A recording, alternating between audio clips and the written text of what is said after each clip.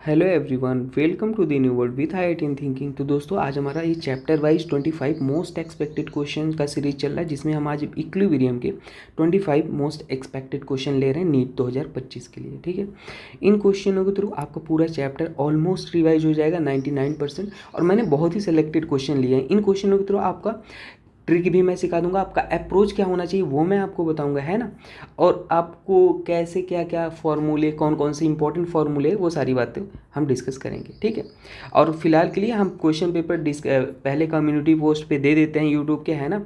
वहाँ पे आप देख के सॉल्व किया करो खुद से, बाकी हम उसी दिन सॉल्यूशन भी दे देते हैं या नेक्स्ट डे दे देंगे। ठीक है, चलिए ये सॉल्व करते हैं। पहला क्वेश्चन आपके सामने रहा है, इसमें लिखा है for the reaction 2AB plus C, के सी की वैल्यू आपके पास गिवन है at a given time is.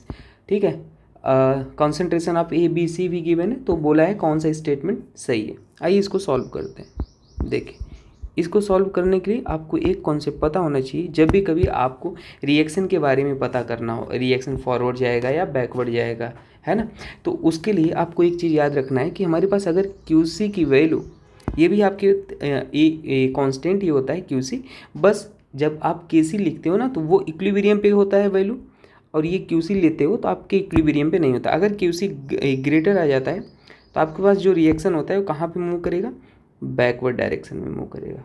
ठीक है, बैकवर्ड डायरेक्शन रिएक्शन। और अगर आपको मैंने बोला क्यू सी अगर लेस देन आ जाए के सी से, के सी बड़ा है तो रिएक्शन फॉरवर्ड डायरेक्शन में जाएगा। कहाँ जाएगा, फॉरवर्ड डायरेक्शन। और अगर क्यू सी के सी के बराबर आ जाता है तो रिएक्शन हमारे पास इक्विलिब्रियम में हो जाएगा। कहाँ पे हो जाएगा, इक्विलिब्रियम में।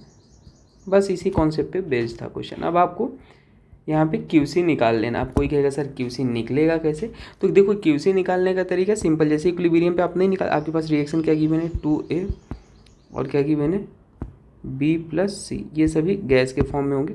तो जैसे आप इक्विलिब्रियम कांस्टेंट के सी निकालते थे ना, के सी कैसे निकालते थे बताओ, B concentration of product divide by concentration of reactant, ऐसे ही निकाल देते, है ना, पावर लगा देते। उसी तरीके ये आपके पास जो के सी आता है यहाँ पे ये एट इक्विलिब्रियम निकाल देते, एट इक्विलिब्रियम। लेकिन आप क्यू सी भी सेम लिखोगे, सेम ही क्यू सी लिखा जाएगा, लेकिन ये जो ये आपके पास फॉर्मूला आता है ये इक्विलिब्रियम पे नहीं होता है, सेम ही होगा, ये not at equilibrium, not at equilibrium, बाकी सेम ही होता है ना।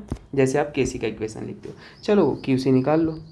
क्यू सी आप निकाल लोगे तो आपको पता है सब कुछ डाटा गिवन है, कंसनट्रेशन ऑफ बी कितना, सब का सेम ही है, 2 × 10⁻³ है ना, मल्टीप्लाइड बाई 2 × 10⁻³ आपको यहाँ पे स्क्वायर गिवन है, 2 × 10⁻³ स्क्वायर है, 2 बार है ना, यहाँ पे स्क्वायर लगा हुआ है, तो फिर इसको 2 बार लिख लो, 2 × 10⁻³ आप देखोगे तो ये डाटा पूरा का पूरा कैंसिल आउट हो जा रहा है। तो क्यू सी बराबर आपके पास कितना आ गया, 1 आ गया।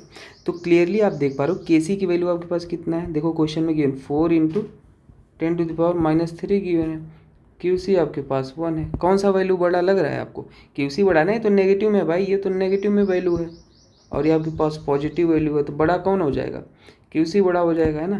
क्यू सी बड़ा है तो क्यू सी बड़ा है तो आप बोल सकते हो क्या हो जाएगा यहाँ पे, बैकवर्ड डायरेक्शन में रिएक्शन जाएगी, है ना। तो इसलिए रिएक्शन बैकवर्ड डायरेक्शन में जाएगी। कहाँ, बैकवर्ड डायरेक्शन रिएक्शन।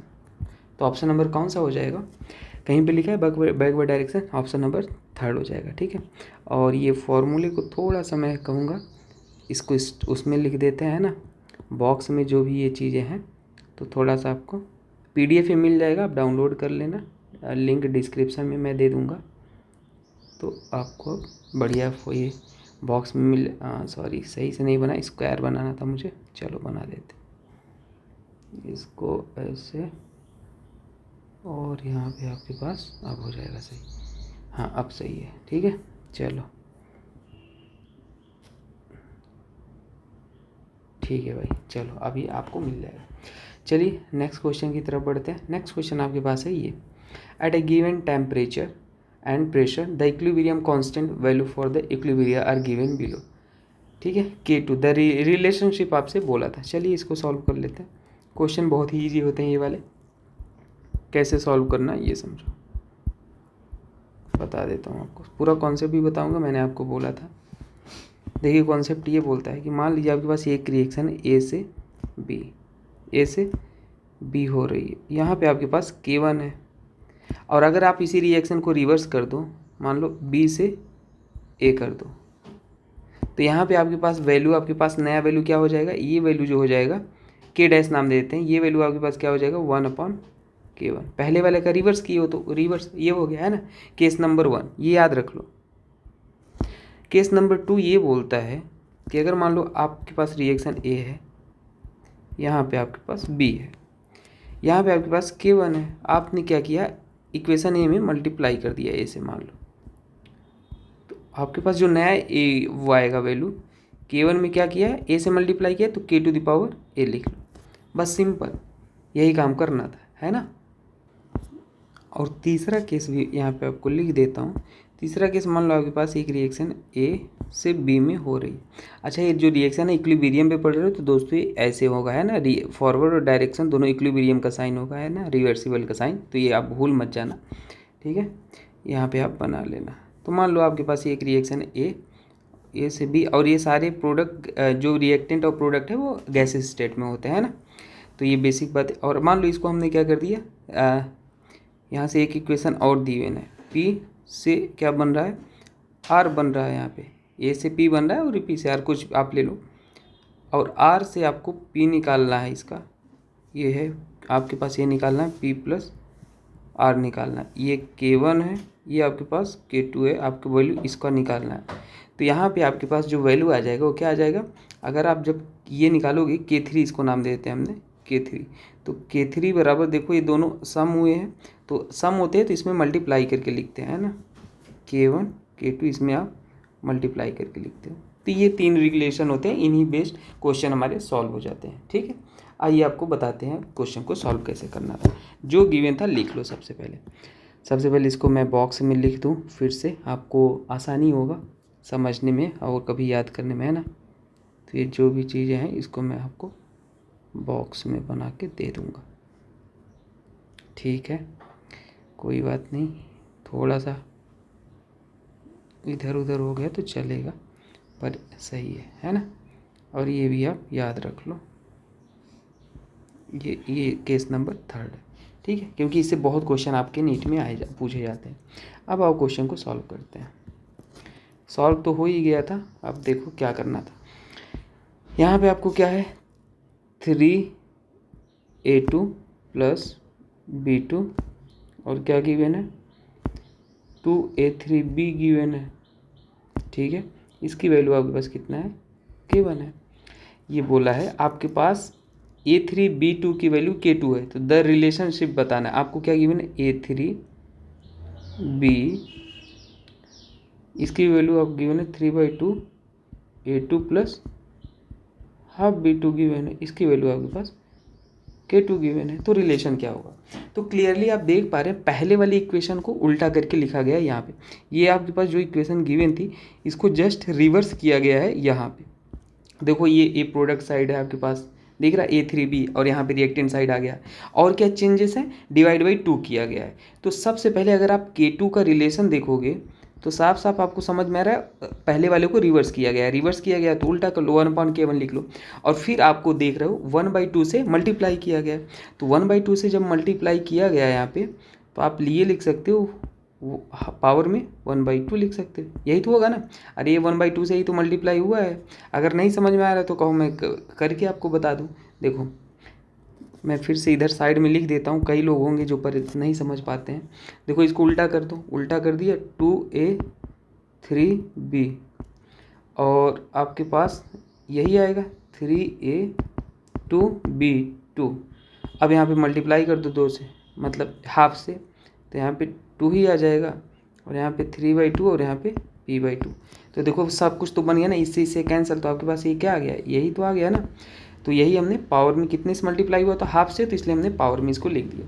तो बस आपके पास कौन सा आंसर हो जाएगा, इसको अच्छे से लिखोगे तो आप ये लिख सकते हो कि हाफ, 1 के पावर हाफ लिखोगे हाफ ही आएगा, √K1 हो जाएगा।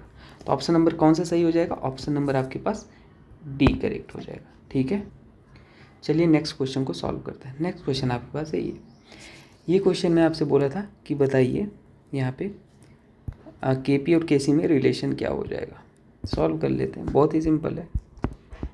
देखो केपी और केसी के रिलेशन से आपसे पूछा, बोला है केपी और केसी इक्वल नहीं होना चाहिए ना, ये आपसे पूछा है।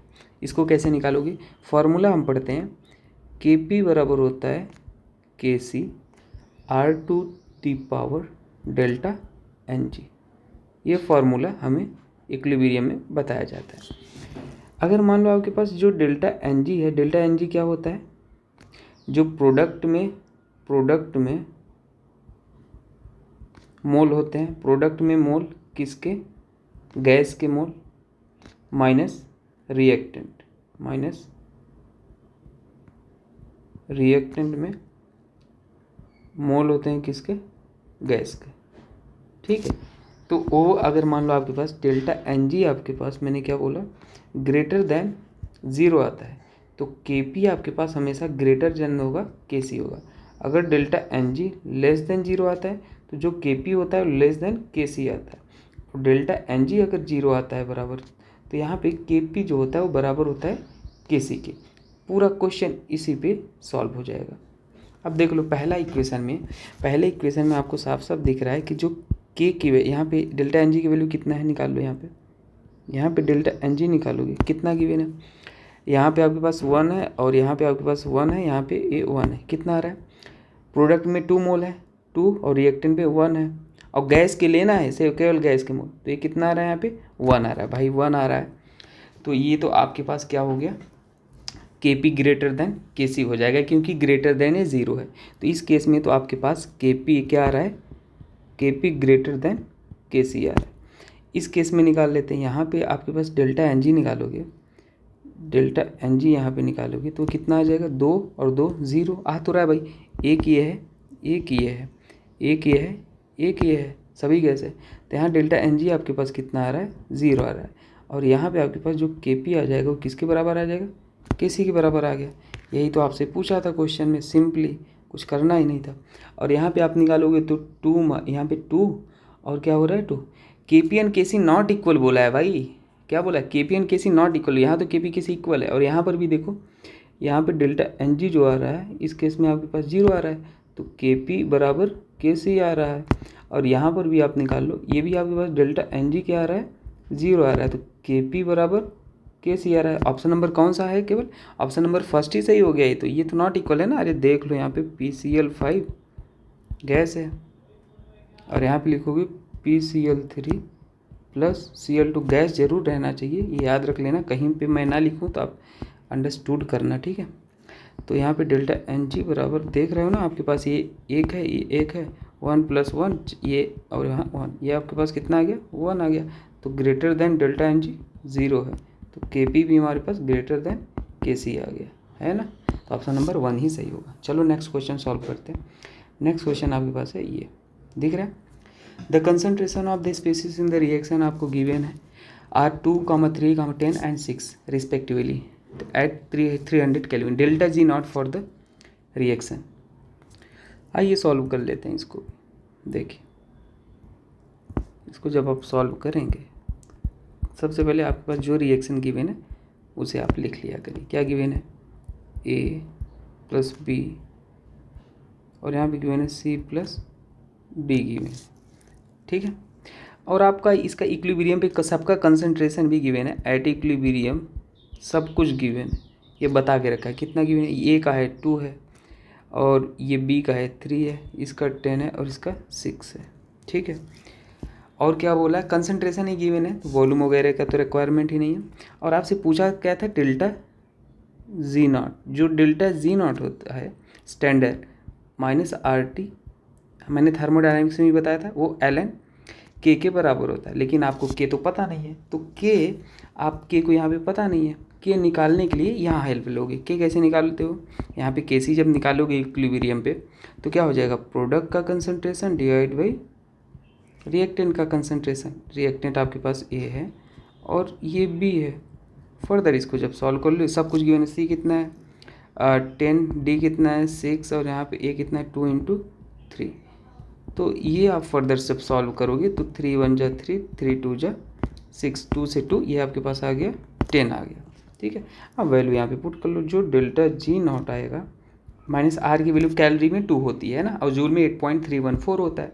तो कैलोरी में ये निकालना था, तो आर की वैल्यू आपके पास यहाँ पे -2 पॉइंट, आप कहोगे ये कहाँ से आ गया, जब इसको लॉग में चेंज करोगे ना तो ऐसे लिख सकते हो, चाहे तो अभी यहीं पे लिख लो -2.303 RT लॉग के, है ना, लॉग में चेंज करने के लिए।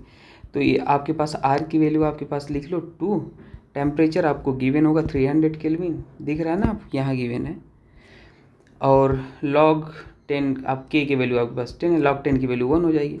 मल्टीप्लाई कर लो सिंपली, मल्टीप्लाई करने पे 1381.8 कैलोरी आ जाएगा। ये कैलोरी में रखा गया 2 है ना, तो ये आंसर हो जाएगा सिंपली।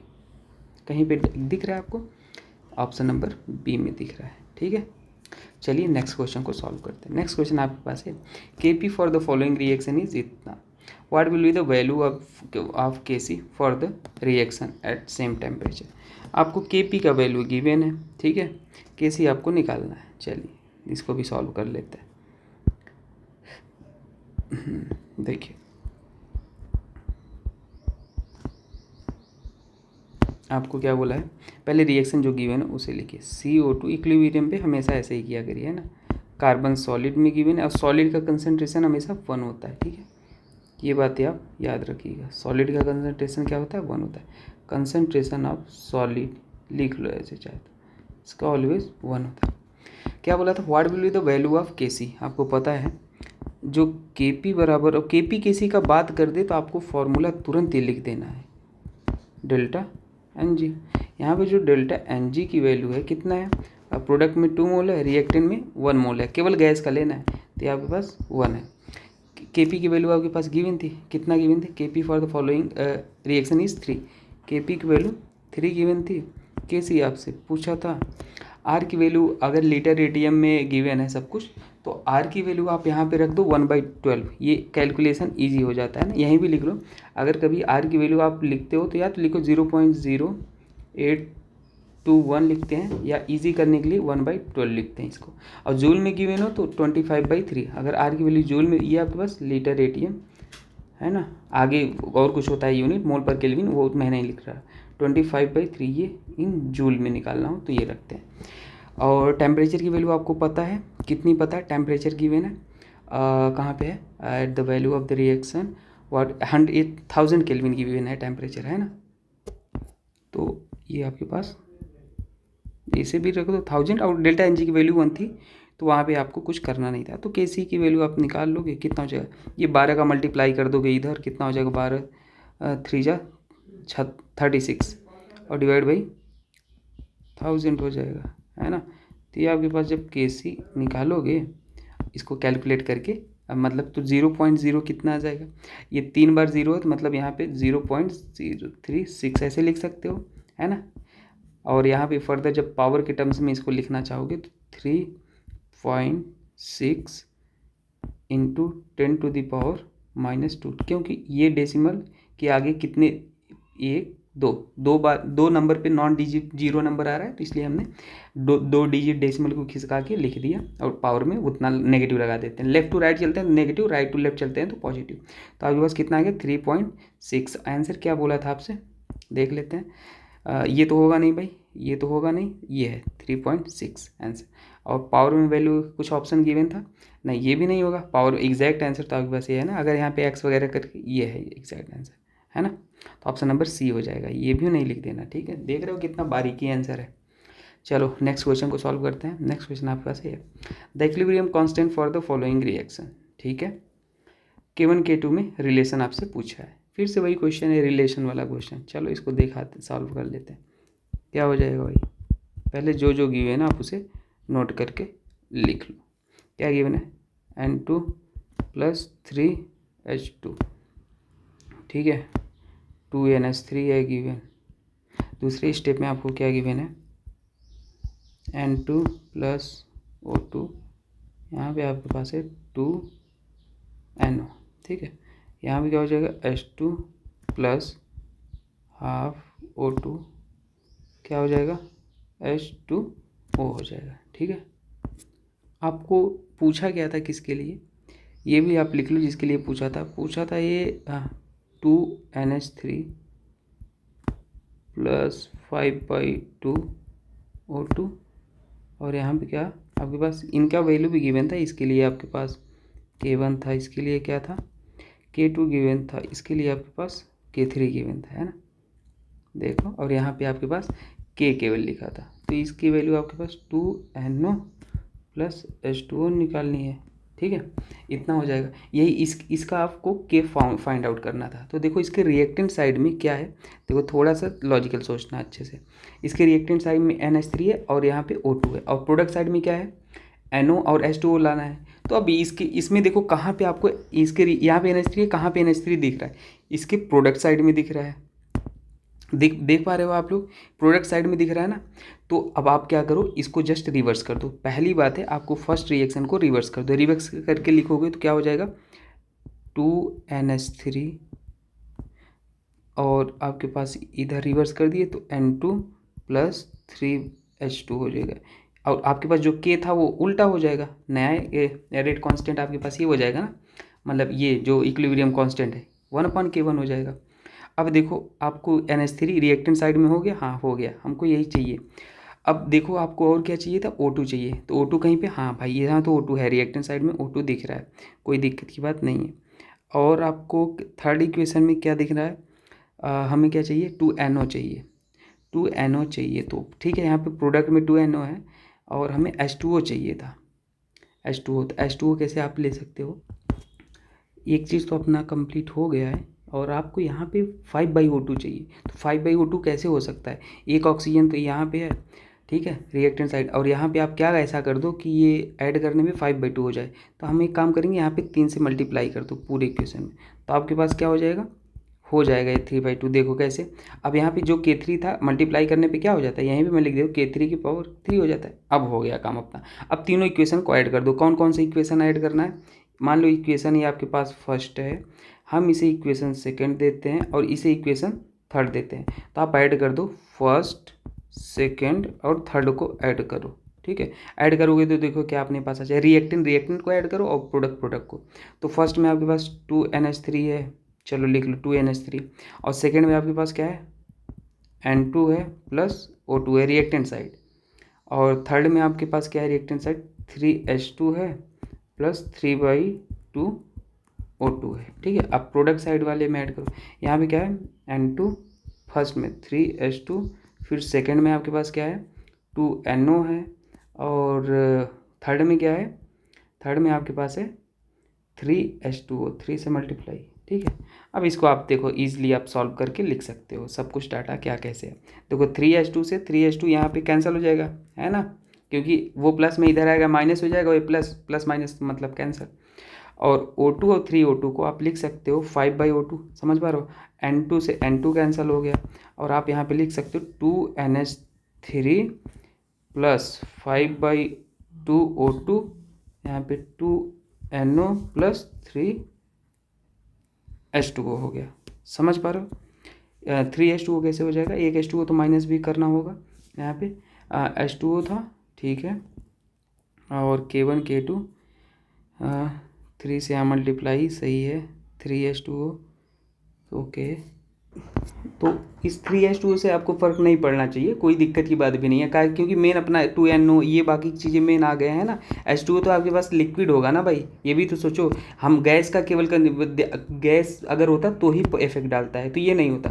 तो अब आप ओवरऑल ये जो आपके पास इसका हम K- नाम दे देते हैं, तो K- आपके पास ओवरऑल आप लिखना चाहोगे तो क्या आ जाएगा, आपने ऐड किया है। और अभी मैंने थर्ड रूल में आपको बताया था, थर्ड केस में बताया नहीं था, ये पहला कहाँ गया, ये थर्ड केस में ऐड करने पे ये मल्टीप्लाई हो जाता है। इक्विलिब्रियम कांस्टेंट जो होता है वो एडिटिव नेचर नहीं होता है ना, तो एडिटिव नेचर नहीं होता इसलिए मल्टीप्लाई हो जाएगा। तो आपके पास K- हमने कौन कौन से इक्वेशन ऐड किया था, फर्स्ट सेकंड थर्ड ऐड किया था। फर्स्ट का आपके पास क्या था वैल्यू 1/K1 था, ये निकाला था ना यहाँ पे, और सेकेंड और थर्ड को भी हमने ऐड किया था, तो उसकी वैल्यू कितनी थी सेकेंड की K2 थी, और थर्ड में यहाँ पे ये K3³ आया था, K3³, तो ये आ जाएगा आंसर K1। तो आंसर ऐसा ऑप्शन कौन सा दिख रहा है, ऐसा option K2 K1 option number A ही दिख रहा है। याद रख लेना, ये जो इक्विलिब्रियम होता है वो additive in nature, equilibrium constant होता है वो क्या होता है, एडिटिव इन नेचर होता है, एडिटिव इन नेचर होता है ना। जो एडिटिव होते हैं उसको इंटेंसिव बोलते हैं, जो अमाउंट पे डिपेंड नहीं करते हैं ना, इंटेंसिव। तो ये एक्स्ट्रा नॉलेज की, एक्स्ट्रा क्या आप याद रख लो, इंटेंसिव एक्सटेंसिव, ठीक है। चलो नेक्स्ट क्वेश्चन को सॉल्व करते हैं। नेक्स्ट क्वेश्चन आपके पास है, for the reaction of N2O4 N2 Kp आपको गिवन है 300 kelvin, Kc for the reaction at same temperature is कितना हो जाएगा Kc, ठीक है। चलिए इसको सॉल्व कर लेते हैं। देखिए आपको क्या गिवन था, आपसे Kc पूछा था, तो एक ही फॉर्मूला है अपने पास, Kp बराबर Kc R to the power delta Ng था। और डेल्टा Ng की वैल्यू आप यहाँ पे देख पाओगे इस इक्वेशन के लिए कितना है आपके पास, 1 है, ठीक है। तो आप डेल्टा Ng की वैल्यू 1, अरे वो N2O4 में वहाँ पे आप लिख लो उसे, किसी को मन में डाउट है तो उसे लिख लो अच्छे से, 2NO2 और ये गैस, तो यहाँ पे डेल्टा Ng बराबर कितना आ जाएगा, 1 आ जाएगा। तो Kp बराबर Kc R to the power delta Ng। तो आप जब Kc यहाँ पे देखो, Kp की वैल्यू 0.492 ATM, Kc आपसे पूछा था। R की वैल्यू आपको लीटर ATM में अगर रखना है तो सीधे सीधे आप 1/12 रखा करो, ज़्यादा कैलकुलेशन ईजी हो जाएगा। और यहाँ पे टेम्परेचर 300 केल्विन, ये तो सेम क्वेश्चन हो गया फिर से, Kc आपसे पूछा था, Kc बराबर यहाँ पे मल्टीप्लाई कर लो 492, देख रहे हो कैसे क्वेश्चन। ये क्वेश्चन वैसे जेई का है, ये वाला क्वेश्चन है ना, जेई 2024 में ही पूछा गया था। तो आपके पास यहाँ पे ये मल्टीप्लाई, और पर कॉन्सेप्ट तो अपना सेम ही रहने वाला है ना।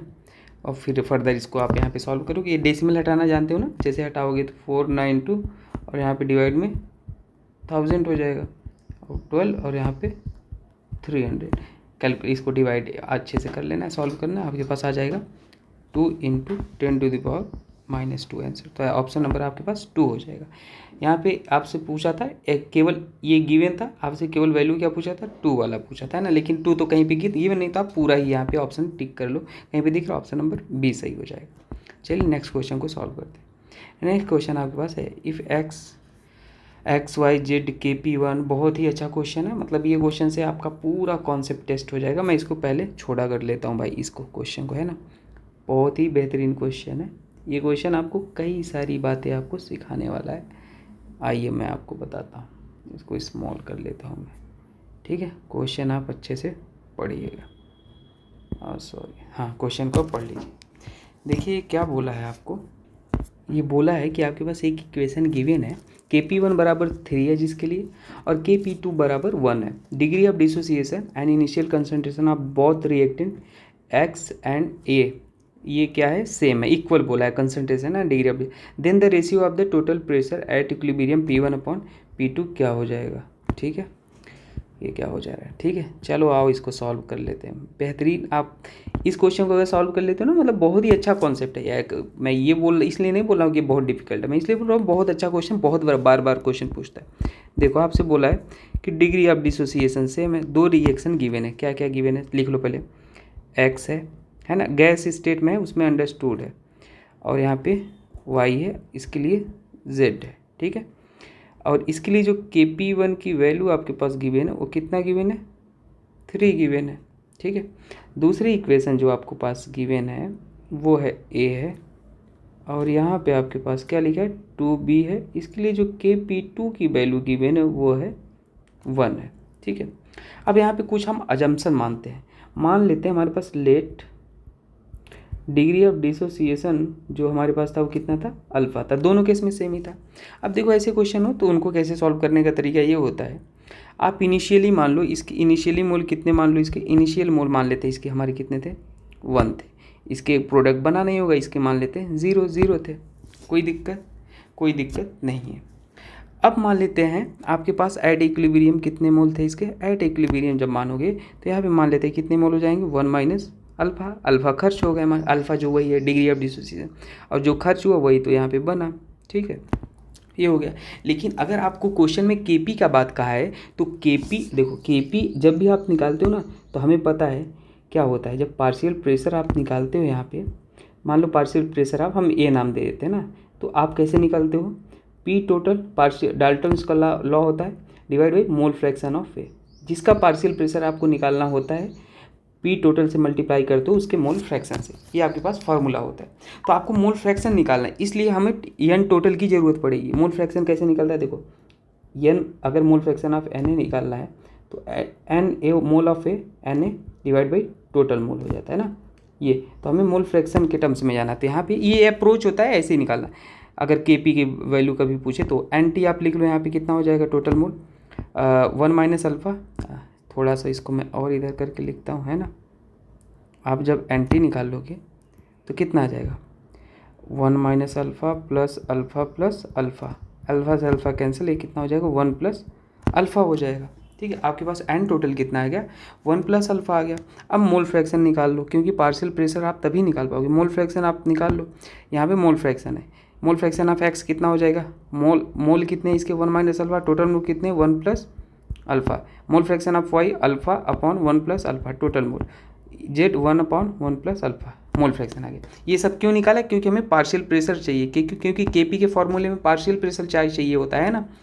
तो अब पी ये हम पार्शियल प्रेशर निकाल रहे हैं। क्या निकाल रहे हैं, पार्शियल प्रेशर लिख देता हूँ। ठीक है, तो यहाँ पे आप जब निकालोगे तो क्या होता है 1 मोल फ्रैक्शन, अगर मान लो हमने पी एक्स निकाल रहे हैं यहाँ पे, तो 1 इसका आपके पास मोल फ्रैक्शन हो गया है टोटल, और मल्टीप्लाइड बाई पी टोटल आपके पास यहाँ पे P1 गिवन था ना, तो हम P1 मान लेते हैं। उसी तरीके से यहाँ पे लिख लो partial pressure alpha 1 plus alpha और क्या हो जाएगा P1 हो जाएगा। उसी तरीके से इसका लिख लो अल्फ़ा 1 प्लस अल्फ़ा और यहाँ पे आपके पास क्या हो जाएगा P1, इसका भी हो जाएगा। KP कैसे लिखते हो, KP आपको पता है, KP हमारे पास जो लिखने KP1 नाम दे देते हैं। KP1 जो लिखने का तरीका होता है partial pressure of Y multiplied by partial pressure of Z divide by partial pressure of X. अब आपको सबका वैल्यू पता है, क्या पता है, पार्शियल प्रेशर ऑफ वाई ये है, यही तो है, और ये जेड, ये आपके पास ये वाई है, ये जेड है और ये ए है। सबका वैल्यू आप पुट कर लो, तो आप पी वाई की वैल्यू आपके पास कितना है alpha 1 plus alpha multiplied by P1 है ना। जेड का है alpha 1 plus alpha multiplied by P1। एक दिखने में डरावना है पर बहुत, यकीन मानो दोस्तों, बहुत ईजी होता है। और आपके रिएक्टेंट में 1 प्लस अल्फ़ा और यहाँ पे मल्टीप्लाइड बाई P1 हो जाता है ना। यही तो है आपके पास, बहुत इजी होता है। ये एक अप्रोच आपको पता हो जाए, देखना क्वेश्चन कैसे सॉल्व होते हैं। अब जब आप इसे कैलकुलेट करोगे, यहाँ पे सॉल्व करोगे, तो एक P1 से एक P1 कैंसिल हो गया सिंपली, है ना। और इसे आपको डिवीजन का रूल पता ही है। जब मैं इसको और स्मॉल कर लेता हूँ ताकि आपको समझाने में आसानी हो ना, जगह हमारे पास हो जाएगा। तो यहाँ पे आपके पास क्या हो जाएगा, देखो ये आपके पास हो गया। अब देखो इसको जब हम सॉल्व करेंगे तो यहाँ पे लिखता हूँ मैं थोड़ा सा स्मॉल साइज। अब देखो इसको कैंसिल करो, KP1 हो जाएगा। KP1 जब आप लिखोगे तो एक P1 से P1 कैंसिल हो गया, तो यहाँ पे देखो हम लिख लेते हैं अल्फ़ा 1 प्लस अल्फ़ा और एक P1 आपके पास बचा है ना। और क्या हो जाएगा अल्फ़ा 1 प्लस अल्फ़ा, और ये जब ऊपर जाएगा तो ये 1 प्लस अल्फ़ा ऊपर हो जाएगा, डिवीजन रूल है ना, 1 प्लस अल्फ़ा 1 माइनस अल्फ़ा। तो यहाँ पे आपके पास ये से कैंसिल हो गया, है ना। आपके पास बचा क्या, आपके पास जो रह गया वो बचा अल्फ़ा, है ना, स्क्वायर तो और P1 मल्टीप्लाइड बाई यहाँ पे एक कोष्टक में a प्लस बी, एक कोष्टक में a माइनस बी, तो ये क्या हो जाता है a square minus B square. पर मैथ नहीं करना चाहते तो आप इसको ऐसे ही रहने दो, कोई बात नहीं। 1 प्लस अल्फ़ा 1 माइनस अल्फ़ा, ठीक है, ये सिंपल, यही आपके पास इक्वेशन नंबर ये 1 आ गया। और ये KP1 की वैल्यू भी आपको गिवन थी, देखो यहाँ पे कितना है 3 गिवन था, तो KP1 की वैल्यू आपके पास ये 3 है, इक्वेशन नंबर 1 मान लो। सेम प्रोसीजर आपको फॉलो करना है, कहाँ पे, यहाँ के लिए, यहाँ पे लिए ए आपके पास इनिशियली मान लो यहाँ पे कितना था, चलो लिख लेते हैं। इनिशियली मोल आप यहाँ पे निकालोगे तो वही है, इनिशियली आपके पास 1 मानते हैं, इसका आपके पास 0 था। आप एट इक्विलिब्रियम क्या हो जाएगा, इक्विलिब्रियम पे, इक्विलिब्रियम छोड़ो, टाइम टी पे अल्फ़ा डिसोसिएट हुआ 1 माइनस अल्फ़ा, ये अल्फ़ा बना। अब आपको मोल फ्रैक्शन निकालना है। मोल फ्रैक्शन कैसे निकालोगे, मोल फ्रैक्शन निकालने का तरीका है, इसको पहले मैं फिर से स्मॉल कर लेता हूँ, जब टेक्नोलॉजी है तो क्यों ही इसमें परेशान होना। तो देखो जब आप यहाँ पे इसको निकालोगे तो मोल फ्रैक्शन कैसे निकालते हो, जो भी आपके पास ये हो divide by total mole. Total mole कितने आ जाएंगे, NT लिख लो यहाँ पे 1 माइनस अल्फ़ा प्लस 2 अल्फ़ा, तो ये आपके पास कितना आ जाएगा 1 प्लस अल्फ़ा आ जाएगा। तो ये 1 प्लस अल्फ़ा और यहाँ पे 2 alpha 1 plus alpha. Partial pressure निकाल लेते हैं, तो पार्शियल प्रेशर ऑफ ए कितना हो जाएगा 1 minus alpha 1 plus alpha multiplied with P2 के लिए P2 गिवन था, है ना, टोटल प्रेशर, और यहाँ पे 2 alpha 1 plus alpha multiplied by P2 आ गया। अब Kp2 आप निकालो, Kp2 आपके पास कितना हो जाएगा, वही Pb का square divide by Pa, partial pressure of product divide by partial pressure of reactant. Pb आपके पास कितना है, ये वैल्यू आपके पास दिख रही है, तो 2 अल्फ़ा 1 प्लस अल्फ़ा का स्क्वायर मल्टीप्लाइड बाई P2 का स्क्वायर कर दो, कोई दिक्कत नहीं, है ना, और डिवाइड बाई यहाँ पे आप करोगे तो रिएक्टेंट में कितना था 1 minus alpha 1 plus alpha multiplied by P2 हो जाएगा, है ना। अब इसको आप कैंसिल करो, एक P2 से एक P2 कैंसिल, फिर फर्दर इसको सॉल्व करोगे तो आपके पास ये वही हो जाएगा 4 अल्फ़ा स्क्वायर 1 प्लस अल्फ़ा, और एक P2 आपके पास था, ये रिवर्स होके लिखा जाएगा, तो 1 प्लस अल्फ़ा और divide by 1 minus alpha, 1 alpha से 1 अल्फ़ा कैंसिल हो गया, ठीक है, यहाँ पे दिख रहा है आपको, और हाँ सही है, और आपके पास ये क्या हो जाएगा 4 अल्फ़ा कितना आ गया 4 अल्फ़ा स्क्वायर P2 और डिवाइड बाई आपके पास क्या हो जाएगा ये आपके पास स्क्वायर था, तो एक आप ये स्क्वायर था ना 4 अल्फ़ा स्क्वायर, तो एक तो आपके पास है ही, अभी ये 2 था ना, एक कटा, एक आपके पास है ही, तो 1 प्लस अल्फ़ा और एक कोष्टक में 1 माइनस अल्फ़ा, ये आपके पास रहेगा। ये आपके पास ये किसके बराबर आ गया, ये आपके पास बराबर जो आ गया Kp2 की वैल्यू 1 गिवन थी, है ना, तो लिख लो इसको अलग से ही लिख लो यहाँ पे 4 alpha square P2 divide by 1 plus alpha और ये हो जाएगा 1 माइनस अल्फ़ा, ये वैल्यू आपके पास 1 था, ये इक्वेशन 2 है। अब इक्वेशन 1 और डिवाइड बाई इक्वेशन 2 कर लो, आपका आंसर आ गया, ठीक है। पहले तो इसको हम स्मॉल लिखते हैं, सभी वैल्यू को हम यहाँ पे स्मॉल कर लेते हैं ना। तो आपने क्या करना है यहाँ पे देखो, आपने करना है Kp1 डिवाइड बाई Kp2 कर लो, जो कि आपको गिवन भी है, कितना है Kp1 3 है और डिवाइड बाई 1 कर लो, और ये Kp1 कितना है alpha square P1 1 plus alpha और ये 1 माइनस अल्फ़ा, इसको जब डिवाइड करोगे तो ऊपर चला जाएगा, है ना, 1 प्लस अल्फ़ा 1 माइनस अल्फ़ा, और यहाँ पे क्या हो जाएगा 4 अल्फ़ा स्क्वायर P2, ये अल्फ़ा स्क्वायर से अल्फ़ा स्क्वायर कैंसिल, इससे कैंसिल आउट, ये पूरा हो गया। आपके पास कितना हो गया 3/1 बराबर P1 डिवाइड बाई 4 P2, तो आपके पास ये सॉल्व कर लोगे, ये आ जाएगा 12/1 P1/P2। आपसे बोला क्या था, आपसे बोला था x की वैल्यू क्या हो जाएगा, ये रेशियो तो वही है, ये आपके पास x:1 का रेशियो गिवन था, x की वैल्यू आपके पास कितना आ गया, x की वैल्यू आपके पास आ गया 12 आ गया, ठीक है।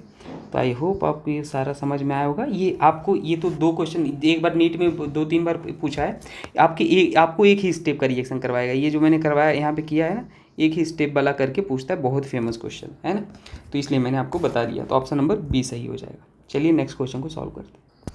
नेक्स्ट क्वेश्चन आपके पास है कौन सा, ये वाला है, चलो भाई, अरे यार आगे भी नहीं बढ़ता, ठीक है। 4.5 मोल्स ऑफ क्या गिवन है, hydrogen and iodide is heated a sealed 10 litre vessel at equilibrium 3 मोल्स of HI were found the equilibrium constant. चलो सॉल्व कर लेते हैं, ये भी सिंपल ही है, पर आपको तो कठिन ही लग रहा होगा, है ना, कोई बात नहीं, अभी सॉल्व कर लो, जो भी डाउट कन्फ्यूजन है वो दूर कर लो। देखो आपको क्या बोला है H2 और I2 क्या फॉर्म मिल के क्या बना रहे हैं 2HI बना रहे हैं ना, बैलेंस्ड इक्वेशन लिखो, ये गैस होता है, ये भी आपके पास गैस होता है। आपको इनिशियली बोला है, कितना बोला है कि 4.5 moles of each hydrogen iodine is heated, तो इनिशियली आपके पास ये गिवन है कितना 4.5 मोल्स, और ये कितना है आयोडीन ईच, मतलब ये भी 4.5 गिवन है, ठीक है।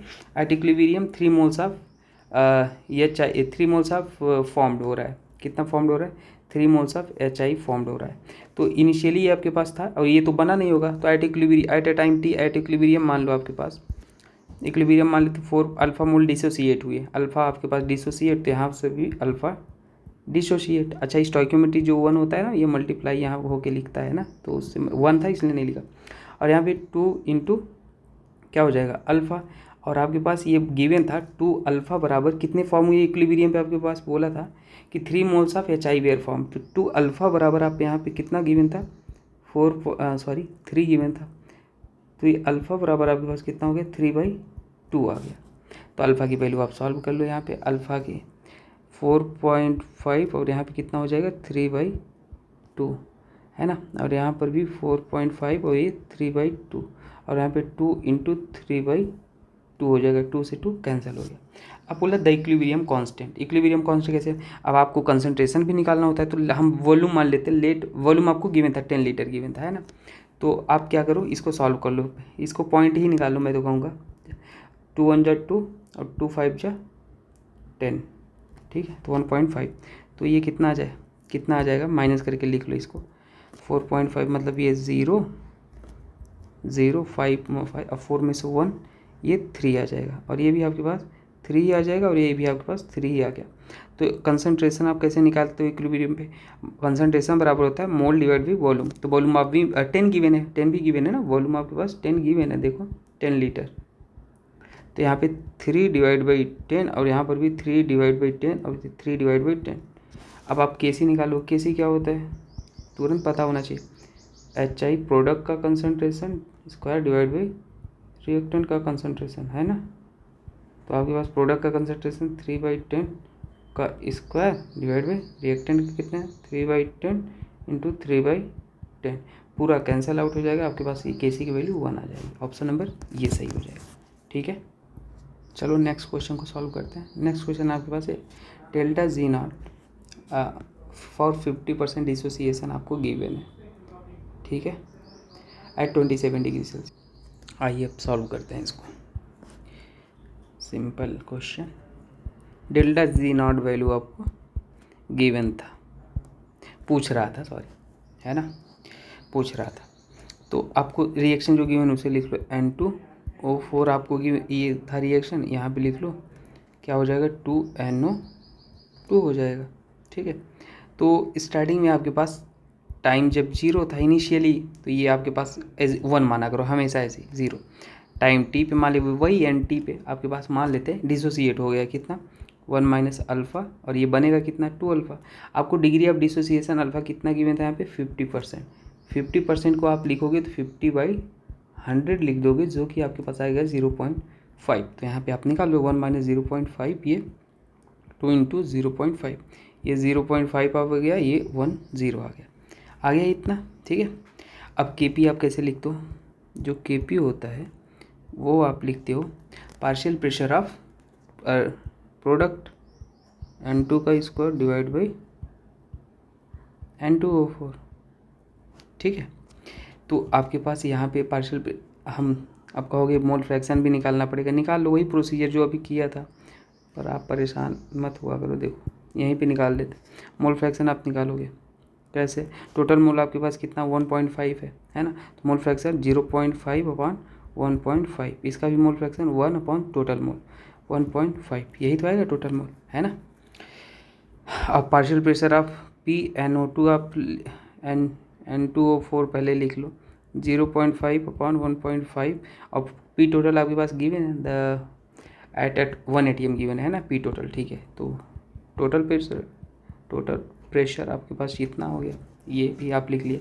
अब ये वैल्यू आपको पुट कर लो, तो NO2 की वैल्यू आपके पास कितना गिवन है, हाँ 1/1.5 ये स्क्वायर, और यहाँ पे आपके पास ये कितना है, हाँ 0.5 1.5। तो आपके पास जो KP की वैल्यू आपके पास आ गई वो कितना आ गया, इसे सॉल्व करो जल्दी से, आपके पास है 1.33, ये कैंसिल आउट कर लेना यहाँ पे, ठीक है।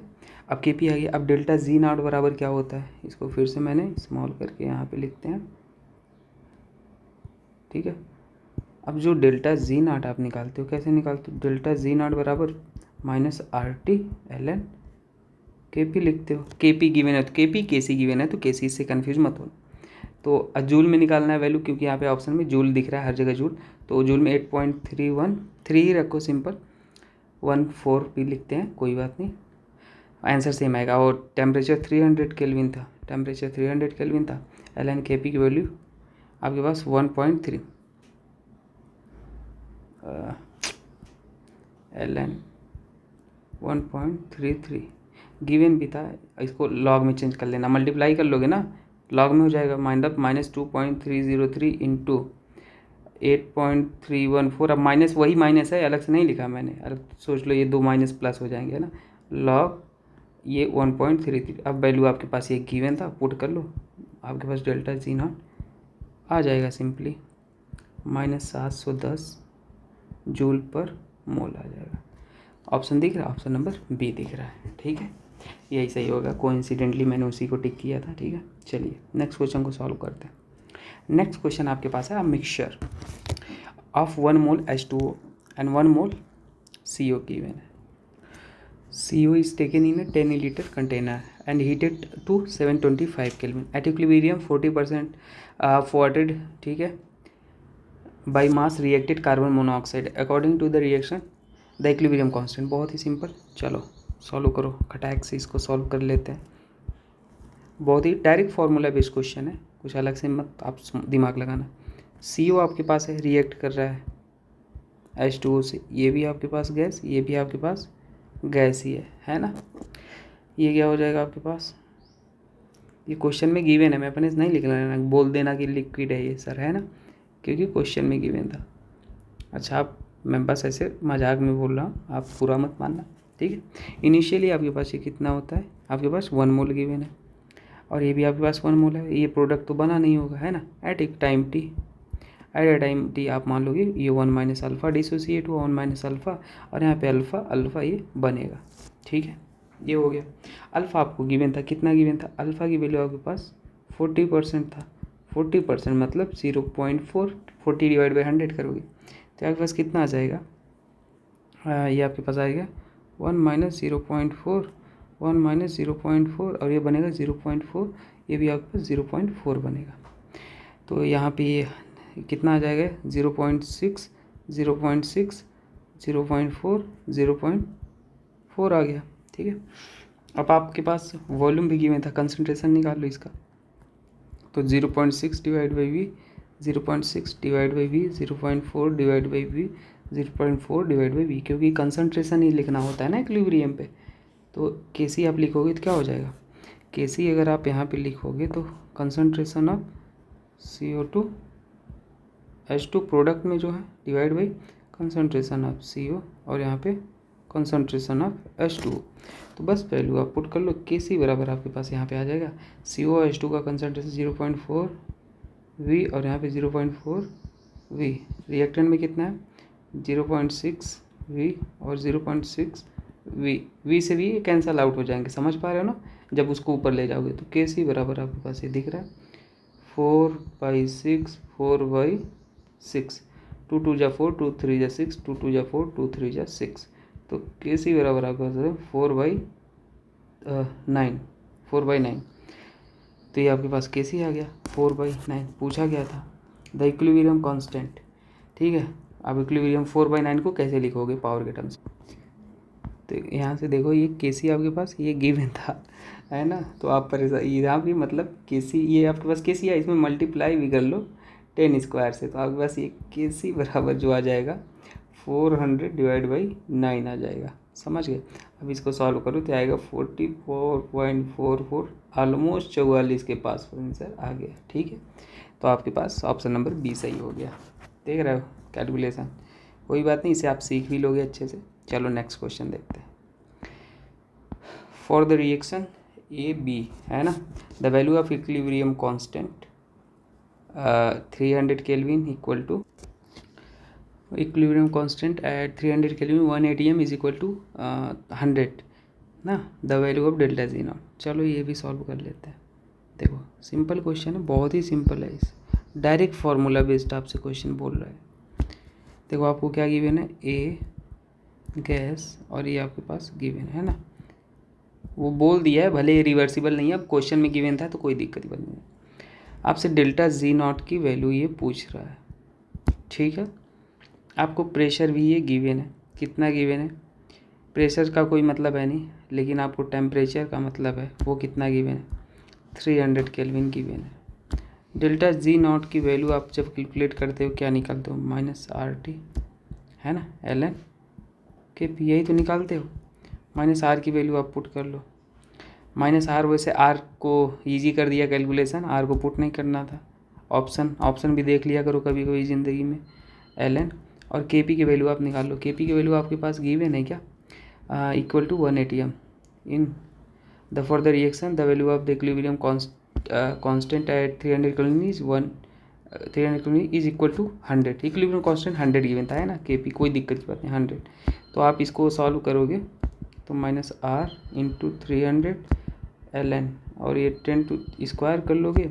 फर्दर आपके पास यहाँ पे R इंटू 300, वो 2 आपके पास इधर चला आएगा, है ना, कोई भी चीज़ होता है। 2 इंटू ln 10, लॉग में चेंज करके 2.303 से मल्टीप्लाई करके कर लेना। तो डेल्टा जी और नॉट की वैल्यू आपके पास आ जाएगी 13.8R, है ना। आप कैलकुलेट कर लेना इसको, ठीक है, कैलकुलेट करके देख लेना, यही आएगा। आप कैलकुलेटर से मत करना कैलकुलेट, क्योंकि एग्जाम में आपके कैलकुलेटर अलाउड नहीं है। चलिए दूसरे क्वेश्चन को देखते हैं।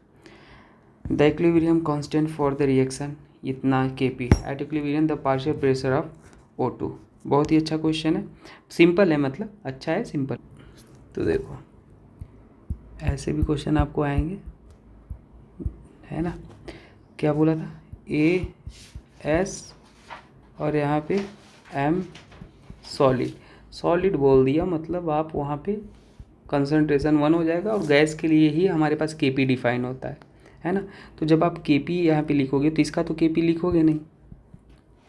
Kp बराबर क्या लिखोगे? केवल ऑक्सीजन का पार्शियल प्रेशर ऑफ O2 का हाफ स्क्वायर, है ना, यही तो लिखोगे। और आपके पास Kp की वैल्यू गिवन थी, कितना गिवन था? 4 गिवन था। तो PO2 आप निकालोगे, पार्शियल प्रेशर ऑफ O2 क्या हो जाएगा? PO2 अगर पावर है तो इसको अंडर, ये इसको हाफ अगर यहाँ पे है तो ये स्क्वायर रूट में हो जाता है ना, 4। ऐसे ही लिखते हैं भाई, देख लो, बता देता हूँ फिर से। PO2 अगर 4 है, इसको इधर ले जाओगे तो ये इसके पावर चला जाता है, ये 4 हो गया। PO2 बराबर कितना आ गया? ये 4 है, ये हाफ स्क्वायर हो गया। तो यहाँ पे हाफ नहीं, ये स्क्वायर है तो वहाँ पे हाफ हो जाता है। तो P ऑफ हाफ, और यहाँ पे अब ऐसे सॉल्व इसे मत करो, तरीका आसान था, हम लोग उलझ रहे थे। ये स्क्वायर है, दोनों साइड एक काम करो, स्क्वायर ले लो, है ना, तो फ़र्क तो कुछ पड़ेगा नहीं। अगर PO2 का स्क्वायर करोगे तो आपके पास 4, ये यहाँ पे इसको इरेज करिए, करना स्क्वायर ही है, कुछ गलत नहीं। यहाँ पे स्क्वायर ले लोगे तो ये 4 का स्क्वायर हो गया, और यहाँ पे क्या हो जाएगा? PO2 और ये हाफ और ये पावर स्क्वायर करोगे। अगर इसका स्क्वायर करोगे तो ये मल्टीप्लाई में हो जाता है, तो 2 से 2 कैंसिल, तो PO2 बराबर कितना आ जाएगा? 16 ATM आ जाएगा, है ना। एक बार बराबर 1 ATM, तो आपके पास 16 ATM आ जाएगा, कोई दिक्कत की बात थी नहीं। तो ये आंसर हो जाएगा, ठीक है। ये चीज़ें आप याद रख लेना, कभी कभी काम आएंगी कैलकुलेशन में, ठीक है। नेक्स्ट क्वेश्चन देखते हैं। The equilibrium constant Kc at 298 kelvin, ठीक। देखो ये क्वेश्चन 298 केल्विन पे गिवन है, इस 100 गिवन है। Starting with an equilibrium solution of with concentration ABCD all equal to 1 molar, the value of D, सब कुछ गिवन है। देखो चलो देखो सॉरी, हम यहाँ पे लिखते हैं इक्वेशन क्या है। यहाँ पे थोड़ा सा आपको स्क्वायर रूट वाला इक्वेशन बनता है, वैसे टाइप का क्वेश्चन है ये। इनिशियली आपके पास क्या बोला था ये? इनिशियली हमारे पास ये बोला था कि इक्विमोलर गिवन है, 1 1, सब कुछ 1 गिवन है, ठीक है। ये सब कुछ है 1 1 गिवन है ना। देखो यहाँ पे कंसिडर ए बी सबका 1 1 गिवन है, कोई बात नहीं। तो at a time T equilibrium आप मान लेते हैं, यहाँ पे कितना हो जाएगा? 1 माइनस अल्फ़ा, 1 माइनस अल्फ़ा, ठीक है। और ये 1 तो पहले से था, अल्फ़ा बनेगा यहाँ पे, तो 1 प्लस अल्फ़ा और 1 प्लस अल्फ़ा, है ना। यहाँ पे ऑलरेडी गिवन था, कुछ पहले से था, आप कुछ ऐड कर दिए तो ऐड कर दोगे, है ना। ये हो गया। और वॉल्यूम आपके पास V मान लोगे, कंसंट्रेशन तो निकालना ही होता है, V कैंसिल आउट हो जाएगा, पर फिर भी आप लिख लो अगर आपको डाउट है तो, क्योंकि अगर सब कुछ सेम है स्टोइकियोमेट्री तो कैंसिल ही हो जाता है ना। एक क्वेश्चन में किया तो था, फिर भी। अब Kc निकाल लो। Kc क्या होता है? Concentration of product divide by concentration of reactant, ठीक है, यही हो जाता है। वैल्यू पुट कर लो, आपके पास वैल्यू पुट कर लोगे, क्या हो जाएगा? 1 plus alpha YB multiply by 1 plus alpha by V, ठीक है, डिवाइड बाई यहाँ पे 1 माइनस अल्फ़ा बाई वी, और ये क्या हो जाएगा 1 माइनस अल्फ़ा बाई वी। तो वी से भी यही कैंसल आउट हो गया है ना, वही तो मैं बोल रहा था। तो आपको केसी की वैल्यू यहाँ पे देखो 100 गिवन था क्वेश्चन में, तो वैल्यू पुट कर लो, केसी की वैल्यू 100 और यहाँ पे 1 प्लस अल्फ़ा का square divide by 1 minus alpha का स्क्वायर, ठीक है। समझ पा रहे हो आप क्या मैंने लिखा? अब यहाँ पे कैलकुलेशन है और कुछ नहीं, 100 को 10 का स्क्वायर लिख सकते हो, और ये आपके पास 1 plus alpha divide by 1 minus alpha, दोनों पे स्क्वायर है तो ओवरऑल स्क्वायर लिख दिया, 2 से 2 का आंसर, तो 10 बराबर हो गया 1 plus alpha upon 1 minus alpha. इसको मल्टीप्लाई कर लो, 10 माइनस 10 अल्फ़ा, और यहाँ पे क्या हो जाएगा 1 प्लस अल्फ़ा, 10 माइनस 1, ये 1 इधर आ गया और अल्फ़ा ये 10 उधर चला गया अल्फ़ा, तो ये आपके पास 9 आ गया और ये 11 अल्फ़ा। अल्फ़ा की वैल्यू आपके पास कितना आ गया 9/11 आ गया। समझ पा रहे हो आप अल्फ़ा की वैल्यू? तो 9/11 आ गया। अब आपको निकालो, क्या पूछा था, डी के मोल कितने थे, 1 प्लस अल्फ़ा थे ना, तो आप निकाल लो भाई, moles of D at equilibrium पे है ना, एट इक्विलिब्रियम या टाइम टी कितना था 1 प्लस अल्फ़ा, अल्फ़ा आपने निकाल लिया 1 प्लस अल्फ़ा कितना है 9/11, तो ये आप सॉल्व कर लो, 11 प्लस 9/11, यहाँ पे आप सॉल्व करोगे तो ये आपके पास कितना 12 20/11 आ गया है ना। इसको सॉल्व करेंगे तो आपके पास जब इसको आपने डिवाइड किया तो आपके पास कितना आ गया डाटा 1.818 आ गया, इसको जब आप सॉल्व करोगे तब। लेकिन आपको ये पावर के टर्म्स में लिखा था वैल्यू 10 टू स्क्वायर, तो इसको 2 डिजिट खिसका दो, तो 108.1 इंटू 10 टू पावर -2 है ना, जितने पावर में आपसे बोला था। तो बस आपके पास आंसर क्या आ जाएगा, ये इसको आप 181 को आप 182 के आसपास लिख सकते हो। अगर 50 ये वाला पॉइंट के बाद वाला डिजिट 5 से ज़्यादा 50 से ज़्यादा है तो उसको उस साइड खिसका के लिखा करो। 181 है तो वो नियरेस्ट है 182 के, तो वो लिख लेना और -2, तो आपके पास 182 आ जाएगा आंसर। ऑप्शन नंबर ए सही हो गया ना। अच्छा क्वेश्चन था ये, बढ़िया था, ठीक है। चलो नेक्स्ट क्वेश्चन देखते हैं। फॉर द रिएक्शन, क्या बोला है, फॉर द रिएक्शन केपी क्या है, करेक्ट कौन है? अरे ये तो सिंपल है, मतलब हलवा बिल्कुल है ना, एकदम हलवा। इसको कर लो, हलवा कैसे करोगे, देखो Fe2n सॉलिड का तो आप भाई डेल्टा एन जी भी काउंट नहीं करते हो, ठीक है। और यहाँ पे आपके पास 2FeS प्लस NH3 ये गिवन है, तो डेल्टा एन जी जब आप निकालोगे तो आपके पास प्रोडक्ट में गैस कितने हैं 1, तो 1, और यहाँ पे रिएक्शन में कितने हैं, ये गैस कितने, तो -½ आ जाएगा। तो जो Kp और Kc लिखते हो R⁴ डेल्टा एन जी वो -½ हो जाएगा, है ना। ऑप्शन नंबर कहाँ पे दिख रहा है, ऑप्शन नंबर ये। अब देखो ये गलत कर दिए तुरंत, Kp ये Kc लिखा है Kp, तो अब Kc क्या हो जाएगा, वाह क्या क्वेश्चन था। तो Kc आपके पास हो जाएगा Kp⁴ RT, ये नीचे आ गया -½ अब इसको जब ऊपर ले जाओगे ये पावर तो पॉजिटिव हो जाएगा, Kp R⁴ हो जाएगा, ये आंसर आएगा। अब सही है भाई ये, ठीक है। तो ऑप्शन नंबर आपको कौन सा सही दिख रहा है इसमें, ऑप्शन नंबर बी तो सही दिख रहा है ना, Kp नहीं, बी नहीं, बी भी नहीं दिख रहा है, माइनस है यहाँ पे, Kc बराबर Kc सही दिख रहा है, ठीक है। तो आपके पास ये सही हो गया है ना, कौन सा वाला, सी ऑप्शन सही। चलो नेक्स्ट क्वेश्चन देखते हैं, ध्यान देना ऐसे क्वेश्चन आते हैं एग्जाम में, है ना।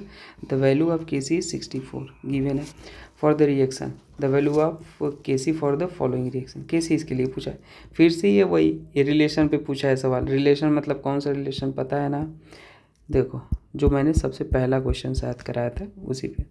आपको क्या है N2, अब गैस लिखा है वहाँ पे, आप क्वेश्चन में देखना, मैं यहाँ पे नहीं लिख रहा, 2NH। अच्छा मैं लास्ट में ना जो चीज़ें रह गई होंगी उसको रिवाइज भी करा दूंगा आपको एक पेज में जल्दी लिख के ना। तो ये आपके पास है, इसके लिए आपके पास वैल्यू गिवन था कितना, जो इक्विलिब्रियम Kc की वैल्यू थी वो कितना था 64 था। आपसे बोला था बताइए NH3 और ये ½ N2 प्लस 3/2 H2 के लिए वैल्यू आपके पास K की वैल्यू क्या हो जाएगी। तो देखो पहले इक्वेशन को रिवर्स करके लिखा गया, तो भाई ये जो K डैश नया आएगा उल्टा कर लो पहले वाले को, 1/64 यही तो है, ये K डैश, इसको रिवर्स करके लिखा गया। अब रिवर्स करके तो लिखा ही गया, साथ में इसमें मल्टीप्लाई भी हुआ है, किसका, हाफ का, देखो मल्टीप्लाई भी हुआ है ना।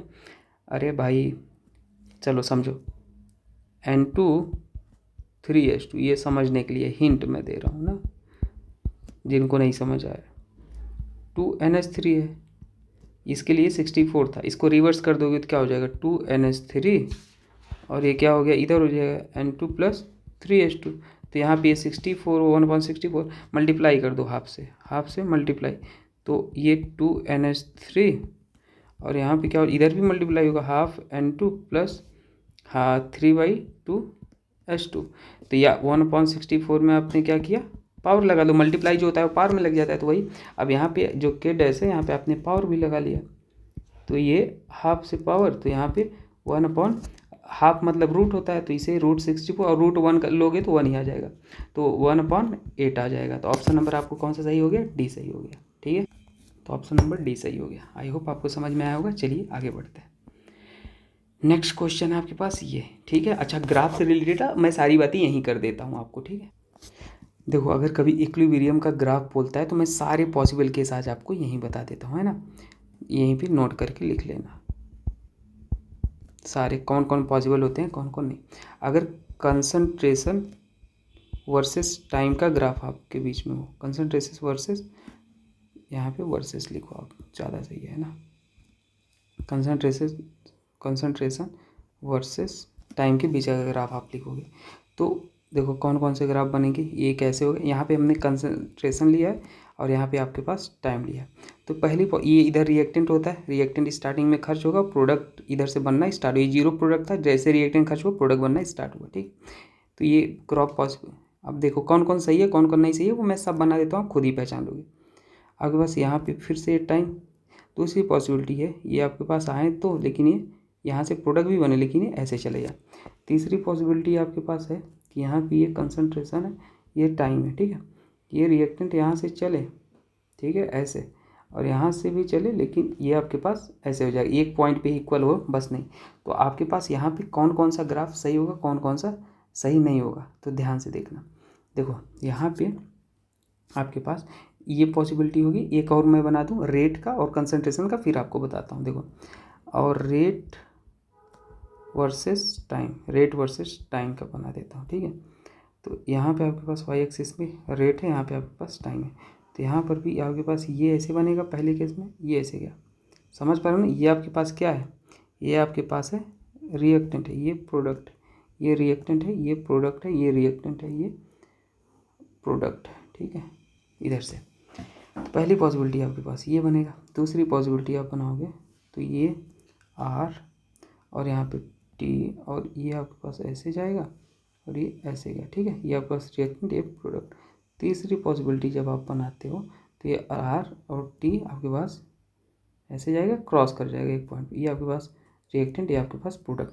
तो देखो यहाँ पे जब आप रेट और टाइम का ग्राफ बनाते हो ना, तो उस केस में केवल आपके पास एक ही ग्राफ सही आता है, जहाँ पे ये इसी को सही मानते थे, ये पॉइंट पे आपके पास इक्विलिब्रियम आ रहा है, ठीक है ना। केवल ये, यहाँ पे आप इक्वल नहीं होता, यहाँ पर भी इक्वल नहीं होता, केवल जो करेक्ट रिप्रेजेंटेशन होता है इसके द्वारा होता है। मैं कहूँगा इनको याद रख लो, ठीक है ना। यहाँ पे हमारे पास रेट और कंसंट्रेशन दोनों इक्वल है, ठीक है। यहाँ पे आपके पास देखो ये थोड़ा दूर दूर है, कंसंट्रेशन कुछ और है कुछ और है ना, मतलब रेट अलग है, यहाँ पे ऐसे जा रहे हैं ऐसे जा रहे हैं, मतलब मैच नहीं खा रहे। यहाँ पे केवल इस पॉइंट पे आ रहे हैं, लेकिन ये भी आपके पास करेक्ट नहीं होता है, ठीक है। और ध्यान दो, जब आप इसका देखते हो कंसंट्रेशन का, ठीक है, तो इस केस में ये पहला वाला जो मैंने बनाया, यहाँ पे आपके पास ना ये वाले कंसंट्रेशन वाले केस में आपके पास देखो, आपके पास जो कंसंट्रेशन वो एक कांस्टेंट है, और टाइम भी आपके पास इधर देखो ये मतलब इक्वल हो गया है ना। कंसंट्रेशन आपके पास इक्वल हो गया और कांस्टेंट भी हो गया, मतलब मैंने क्या बोला, इक्वल भी हो गया कंसंट्रेशन, और आपके पास इक्वल और कांस्टेंट दोनों हो जाते हैं, तो इस केस में दोनों माना जाए। देखो यहाँ पे कांस्टेंट भी हो गया और इक्वल भी हो गए दोनों, तो ये सही है। यहाँ पे आपके पास ये इक्वल तो है, लेकिन देखो ये आपके पास कांस्टेंट तो है लेकिन इक्वल नहीं दिख रहे हैं, है ना। लेकिन आपके पास ये दोनों अगर है तो ये सभी एप्लीकेबल होते हैं, ये तीनों ग्राफ सही होते हैं। आपसे किस में पूछा था, रेट का ग्राफ पूछा था, तो रेट वाले में केवल यही सही होता है, केवल आपके पास कांस्टेंट और इक्वल एक ही पोजीशन पे हो रहा है। यहाँ पे ऐसा केस नहीं हो रहा है, यहाँ पे केवल यहीं पे रेट कांस्टेंट और इक्वल हो जा रहा है ना। तो आपके पास ऑप्शन नंबर इसमें देखो केवल बी करेक्ट है, ठीक है। ये मैं कहूँगा याद रख लो, इससे ज़्यादा पॉसिबिलिटी पूछता ही नहीं कभी, ठीक है। तो याद रख लेना इस सभी को, जो इक्विलिब्रियम को रिप्रेजेंट करेगा। नेक्स्ट क्वेश्चन देखते हैं। इन अ केमिकल रिएक्शन, ठीक है, in a chemical reaction A+2B given है, okay, the initial concentration of B was 1.5 times of the concentration of A, ठीक है, आप पढ़ लिए क्वेश्चन, आपको दिख रहा है। But the equilibrium concentration of A and B were found to be equal, the equilibrium concentration K for the A fore said chemical reaction, ठीक है। चलो इसको सॉल्व कर लेते हैं। देखो इक्विलिब्रियम प्रेशर यहाँ पे द A4 स्टेट आपके पास गिवन था, इक्विलिब्रियम, ठीक है। इसको सॉल्व हम पहले यहाँ पे करेंगे, लिख लेते हैं। आपके पास जो भी गिवन है उसे नोट कर लो सिंपली। 2C और क्या है, D है, ठीक है। ये हो गया आपके पास, और यहाँ पे T आपके पास 0 है, इतना T0 पर आपके पास क्या गिवन है, 2। इनिशियली आपके पास कितना है, A and B were found to be equal, मतलब आपके पास A और B इक्वल आपसे बोल रहा है, ठीक है। तो अगर इनिशियल कंसंट्रेशन हम मान लेते हैं, इसका A का कितना था मान लेते हैं, जो भी आपका मन करे वो मान लो, हम मान लेते हैं ये 2 था, ठीक है। तो ये क्या हो जाएगा, 1.5 टाइम्स ऑफ A, यही तो बोल रहा है। The initial concentration of B was 1.5 times of the concentration of A। तो हम मान लो let initial concentration of A कितना था, 2 था, आप जो मन हो वो मान लो, कोई दिक्कत की बात नहीं। तो ये कितना हो जाएगा, 2 × 1.5 हो जाएगा, 5 टाइम्स है, ये तो बोला है। और ये 0 0 होगा, टाइम T इक्विलिब्रियम मान लो आपके पास, ये कितना अल्फा डिसोसिएट हुआ, और यहाँ पे ये इसको मल्टीप्लाई करोगे तो कितना हो जाएगा, 3 हो जाएगा ना, ये मल्टीप्लाई करोगे ये 3 हो जाएगा। तो ये 3 माइनस ये अल्फा डिसोसिएट होगा, अब कहोगे अल्फा, गलत हो गया। ये स्टोइकियोमेट्री हमेशा मैंने ये क्वेश्चन बताया था मल्टीप्लाई करना, तो यहाँ पे स्टोइकियोमेट्री 2 है तो 2 कर लेना, 1 था तो इसलिए फ़र्क नहीं पड़ता था, और यहाँ पे 2 अल्फा बनेगा और यहाँ पे अल्फा बनेगा, ठीक है। अब आपको बोला है but the equilibrium concentration of A and B were found to be equal, आपके पास A और B का जो इक्विलिब्रियम कंसंट्रेशन है, इक्विलिब्रियम कंसंट्रेशन है वो क्या है, इक्वल है। इक्विलिब्रियम पे बोल रहा है दोनों इक्वल है, तो इक्वल लिख लो दोनों को, 2 माइनस अल्फ़ा, और यहाँ पे क्या हो जाएगा, 3 माइनस 2 अल्फ़ा। तो सॉल्व कर लो इसे, 2 माइनस 3 हो जाएगा ये, और यहाँ पे 2 अल्फ़ा, और ये अल्फ़ा उधर हो जाएगा, तो ये -1 और ये आपके पास माइनस अल्फ़ा। अल्फ़ा की वैल्यू आपके पास आ गई 1 आ गई, अल्फ़ा की वैल्यू आपके पास है ना।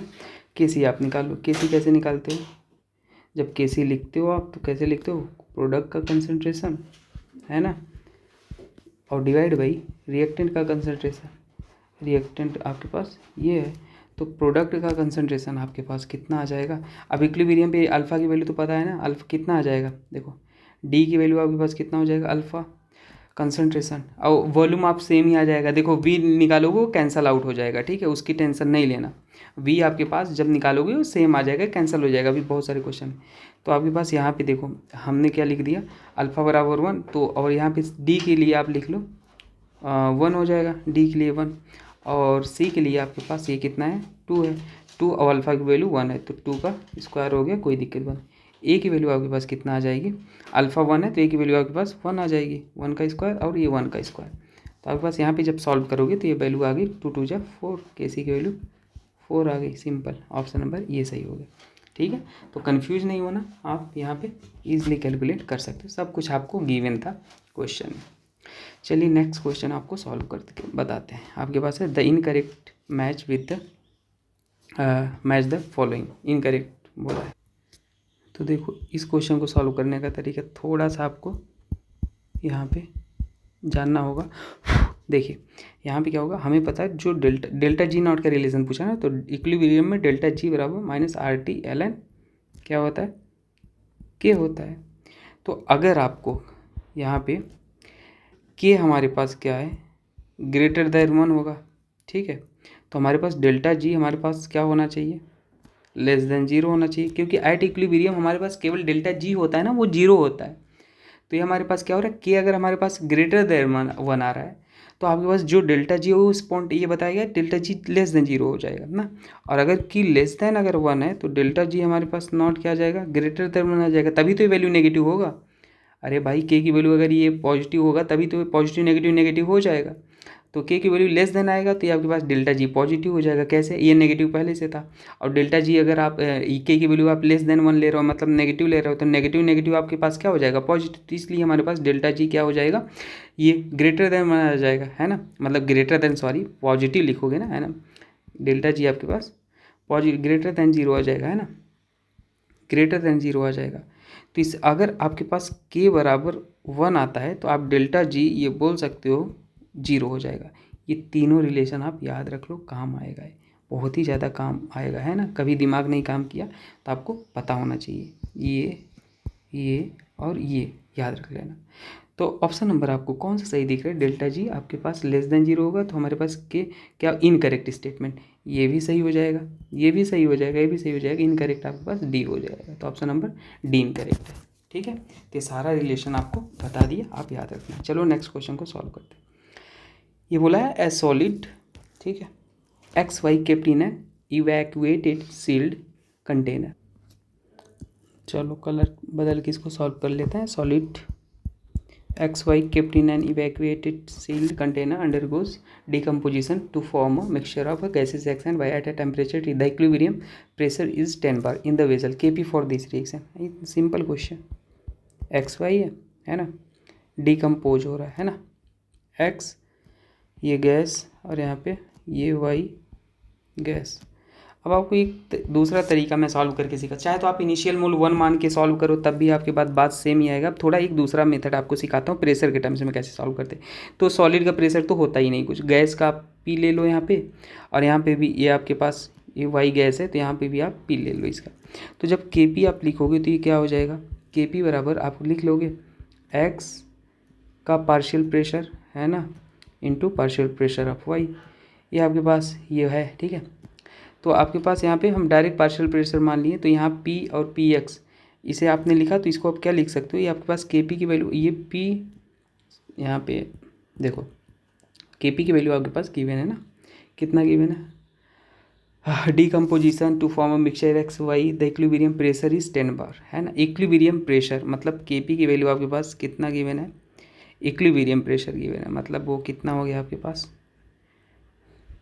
बार बार मैं 20 लिख 10, और ये आपके पास पी पी स्क्वायर है ना, कितना हो जाएगा P X into P Y हो जाएगा, इसे इक्वेशन 1 मान लो, ठीक है ना, ये पार्शियल प्रेशर है।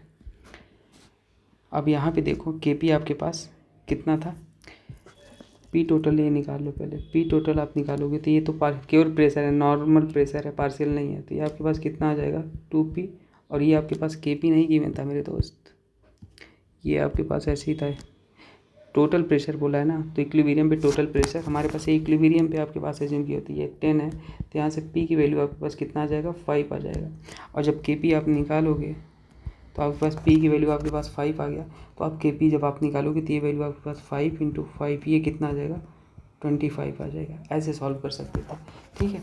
तो एक तरीका तो ये है सॉल्व करने का, दूसरा तरीका आपको मैंने सिखा ही दिया है कैसे, दूसरा तरीका भी बता ही देता हूँ, तुरंत उसे भी देख लो आप, चलिए देखो यहाँ पे वही तरीका है, एक्स वाई है और मोल के टर्म्स में, मोल फ्रैक्शन के टर्म्स में निकालो। ये तो आपके पास कुछ होगा ही नहीं, यहाँ पे हम मान लेते हैं इनिशियली आपके पास ये सॉलिड के वाले का, तो आप मानना ही नहीं कुछ, है ना, इनिशियली मान लेते हैं ये कितने थे 0 0 थे, एट इक्विलिब्रियम कितना हो जाएगा ये अल्फ़ा और ये अल्फ़ा हो जाएगा ना, एन टोटल निकाल लोगे ये कितना हो जाएगा 2 अल्फ़ा हो जाएगा, पार्शियल प्रेशर निकाल लोगे alpha upon 2 alpha, alpha upon 2 alpha हो जाएगा, और के पी जब आप निकालोगे, पी टोटल आप निकालोगे कैसे आ जाएगा, के पी बराबर, हाँ पार्शियल प्रेशर आप निकालोगे, सॉरी पार्शियल प्रेशर कैसे निकालते हो, पी एक्स निकालोगे तो आपके पास अल्फ़ा अपॉन 2 अल्फ़ा, और पी टोटल आपके पास कितना गिवन था, इक्विलिब्रियम प्रेशर मतलब टोटल प्रेशर आपके पास 10 था, अल्फ़ा अपॉन 2 अल्फ़ा और ये टोटल प्रेशर 10 था, ठीक है, इतना हो गया। ये आप इसका भी निकाल लिया आपने, और मोल फ्रैक्शन तो आपने निकाल लिया, अब के पी यहाँ से निकाल लो, के पी बराबर आपके पास क्या हो जाएगा, मल्टीप्लाई कर लो अल्फ़ा अपॉन 2 अल्फ़ा इंटू 10, और यहाँ पे अल्फ़ा अपॉन 2 अल्फ़ा इंटू 10, ठीक है। तो अल्फ़ा से अल्फ़ा कैंसिल, इससे कैंसिल, है ना, ये 2 अल्फ़ा, तो आपके पास यहाँ पे क्या हो जाएगा 10 10 जा 100 हो गया, और ये कितना हो जाएगा 4 2 2 जा 4, और ये 25, तो ये आ गया आपके पास 25 के पी की वैल्यू। तो ऐसे भी आप सॉल्व कर सकते थे, ये सेकेंड मेथड है, और ये फर्स्ट मेथड डायरेक्ट प्रेशर के टर्म्स में हमने निकाल लिया, ये प्रेशर हमने एज्यूम कर लिया, ठीक है। तो ये फर्स्ट मेथड था। तो अगर समझ नहीं आया तो कमेंट पूछना, मैं आपको बता दूंगा, ठीक है। चलो नेक्स्ट क्वेश्चन देखते हैं। नेक्स्ट क्वेश्चन आपके पास है, at a certain temperature 50% HI is dissociated into H2 and I2 at equilibrium, the equilibrium constant। ये भी सिंपल ही है, चलो देखो सॉल्व कर लो। ये HI का डिकम्पोजिशन गिवन है यहाँ पे, तो 2HI डिकम्पोज होगा तो क्या बनाएगा, H2 और I2, बैलेंस्ड इक्वेशन है। टाइम 0 मानो, यहाँ पे ये कितने थे आपके पास, इनिशियली आपके पास मान लो ये 1 थे और ये कितना था 0, ये 0 था। एट एक टाइम टी पे इक्विलिब्रियम पे 1 माइनस अल्फा डिसोसिएट हुआ और यहाँ पे स्टोइकियोमेट्री 2 है तो इसको 2 लिख लो, और ये अल्फा और ये अल्फा। अल्फा आपको 50% गिवन था, अल्फा मतलब 50% मतलब आप लिख सकते हो 0.5, तो 1 माइनस 0.5 इंटू 2 और ये 0.5 ये आपके पास कितना रह जाएगा एट इक्विलिब्रियम जब आपने निकाला इसको, तो आपके पास ये आ जाएगा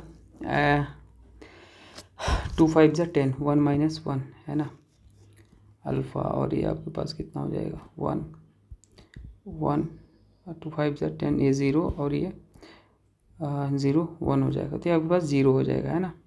ये आपके पास कितना 0, ये 0.5 पूरा कंज्यूम हो जाए 0.5। तो जब आप क्या निकालोगे, कैसे निकालोगे, है ना, कैसे निकालोगे, कैसे निकालोगे भाई, वैसे ही निकालोगे तो आपके पास 0 आ जाएगा, पर ऐसे थोड़ा सा अपना बात बन नहीं रहा है ना।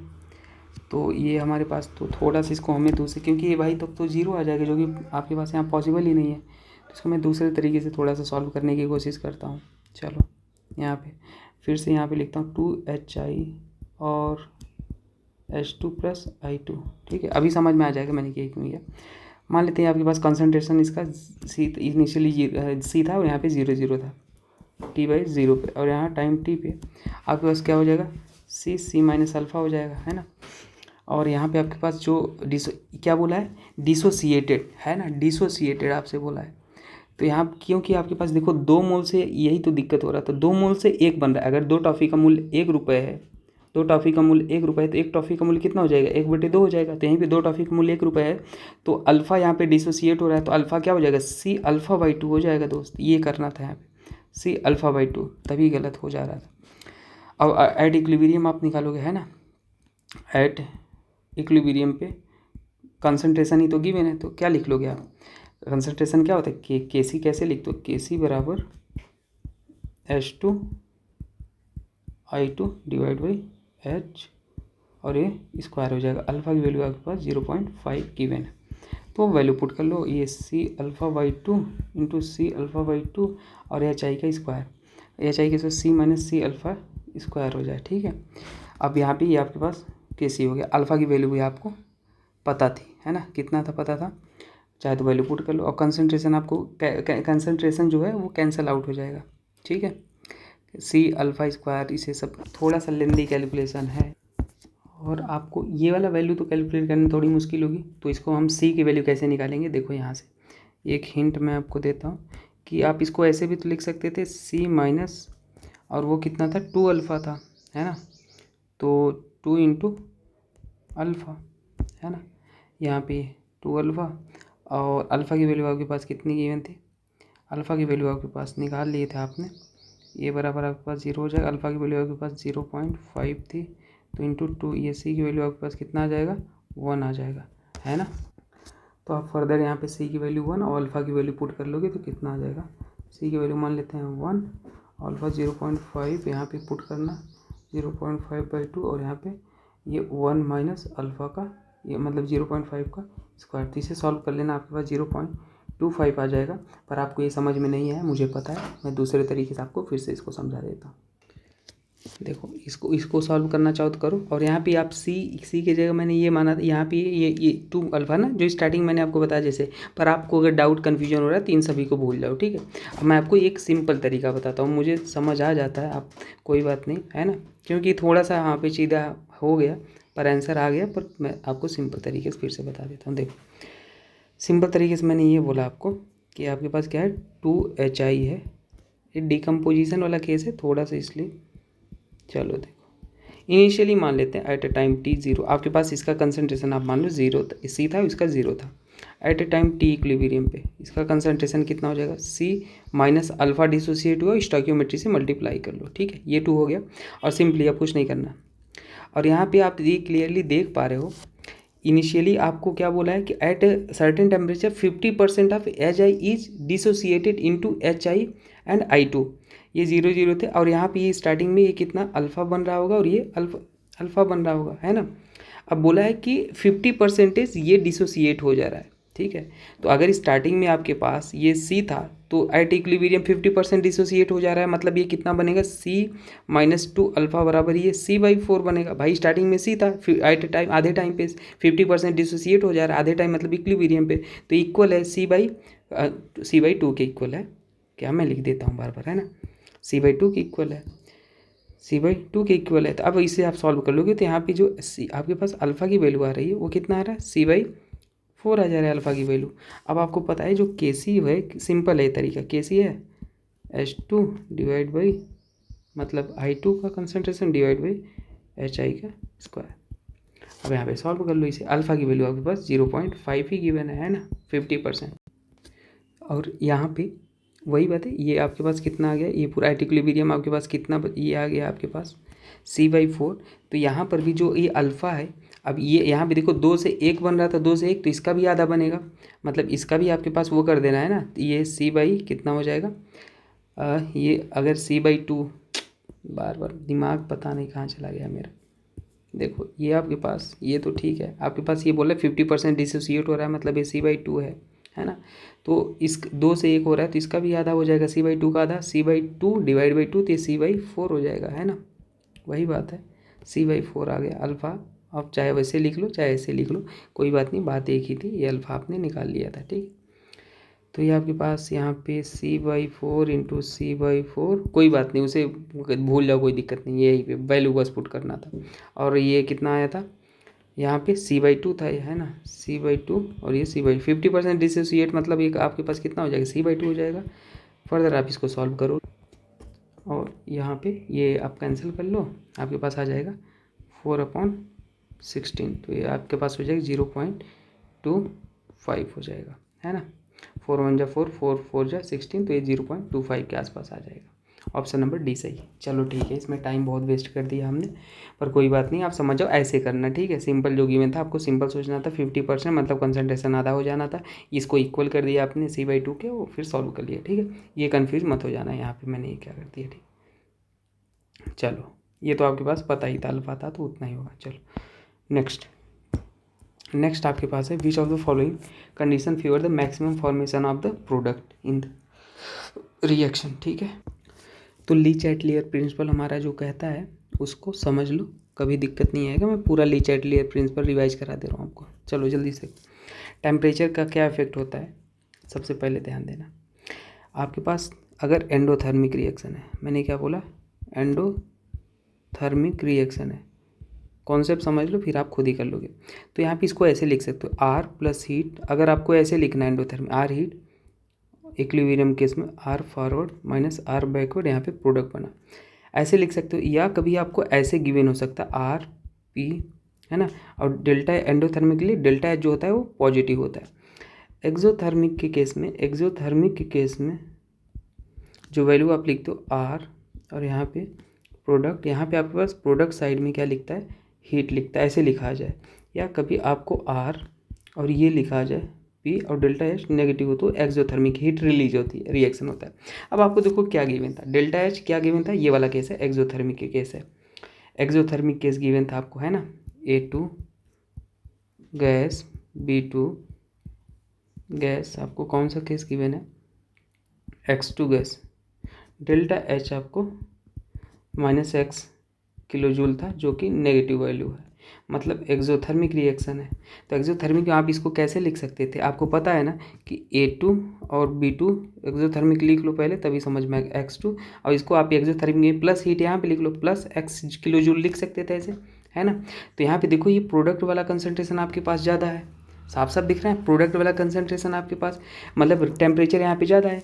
तो अगर ये रिएक्शन हमारे पास किधर फेवर होगी, अगर ये आपके पास फेवर होगी तो ये हमेशा टेम्परेचर बढ़ाओगे, तो टेम्परेचर अगर इंक्रीज, ये आपके पास आर फॉरवर्ड है, ये बैकवर्ड है। तो इस केस में अगर टेम्परेचर बढ़ाओगे तो आपके पास ये बैकवर्ड साइड जाएगा, क्योंकि भाई ये हमारे पास इधर ज़्यादा है ना टेम्परेचर। और अगर टेम्परेचर घटाओगे तो आपके पास ये किधर जाएगा, फॉरवर्ड जाएगा। तो आपसे पूछा क्या था, which of the following condition will favour the maximum formation of the product. आपको जाना किधर है, इधर मैक्सिमम फॉर्मेशन इधर करना है। तो इधर करना है तो हमारे पास ये फॉरवर्ड जाना है। फॉरवर्ड मतलब टेम्परेचर कम होना चाहिए, टेम्परेचर कम होना चाहिए, तो लो टेम्परेचर होना चाहिए भाई, लो टेम्परेचर। और प्रेशर आपके पास हमेशा, प्रेशर के केस में प्रेशर ज़्यादा होना चाहिए, ठीक है। तो मतलब लो टेम्परेचर फेवर करेगा और प्रेशर आपके पास हाई होगा। आप कहोगे प्रेशर कैसे, आपने सर ये बता दिए, ये बता दो।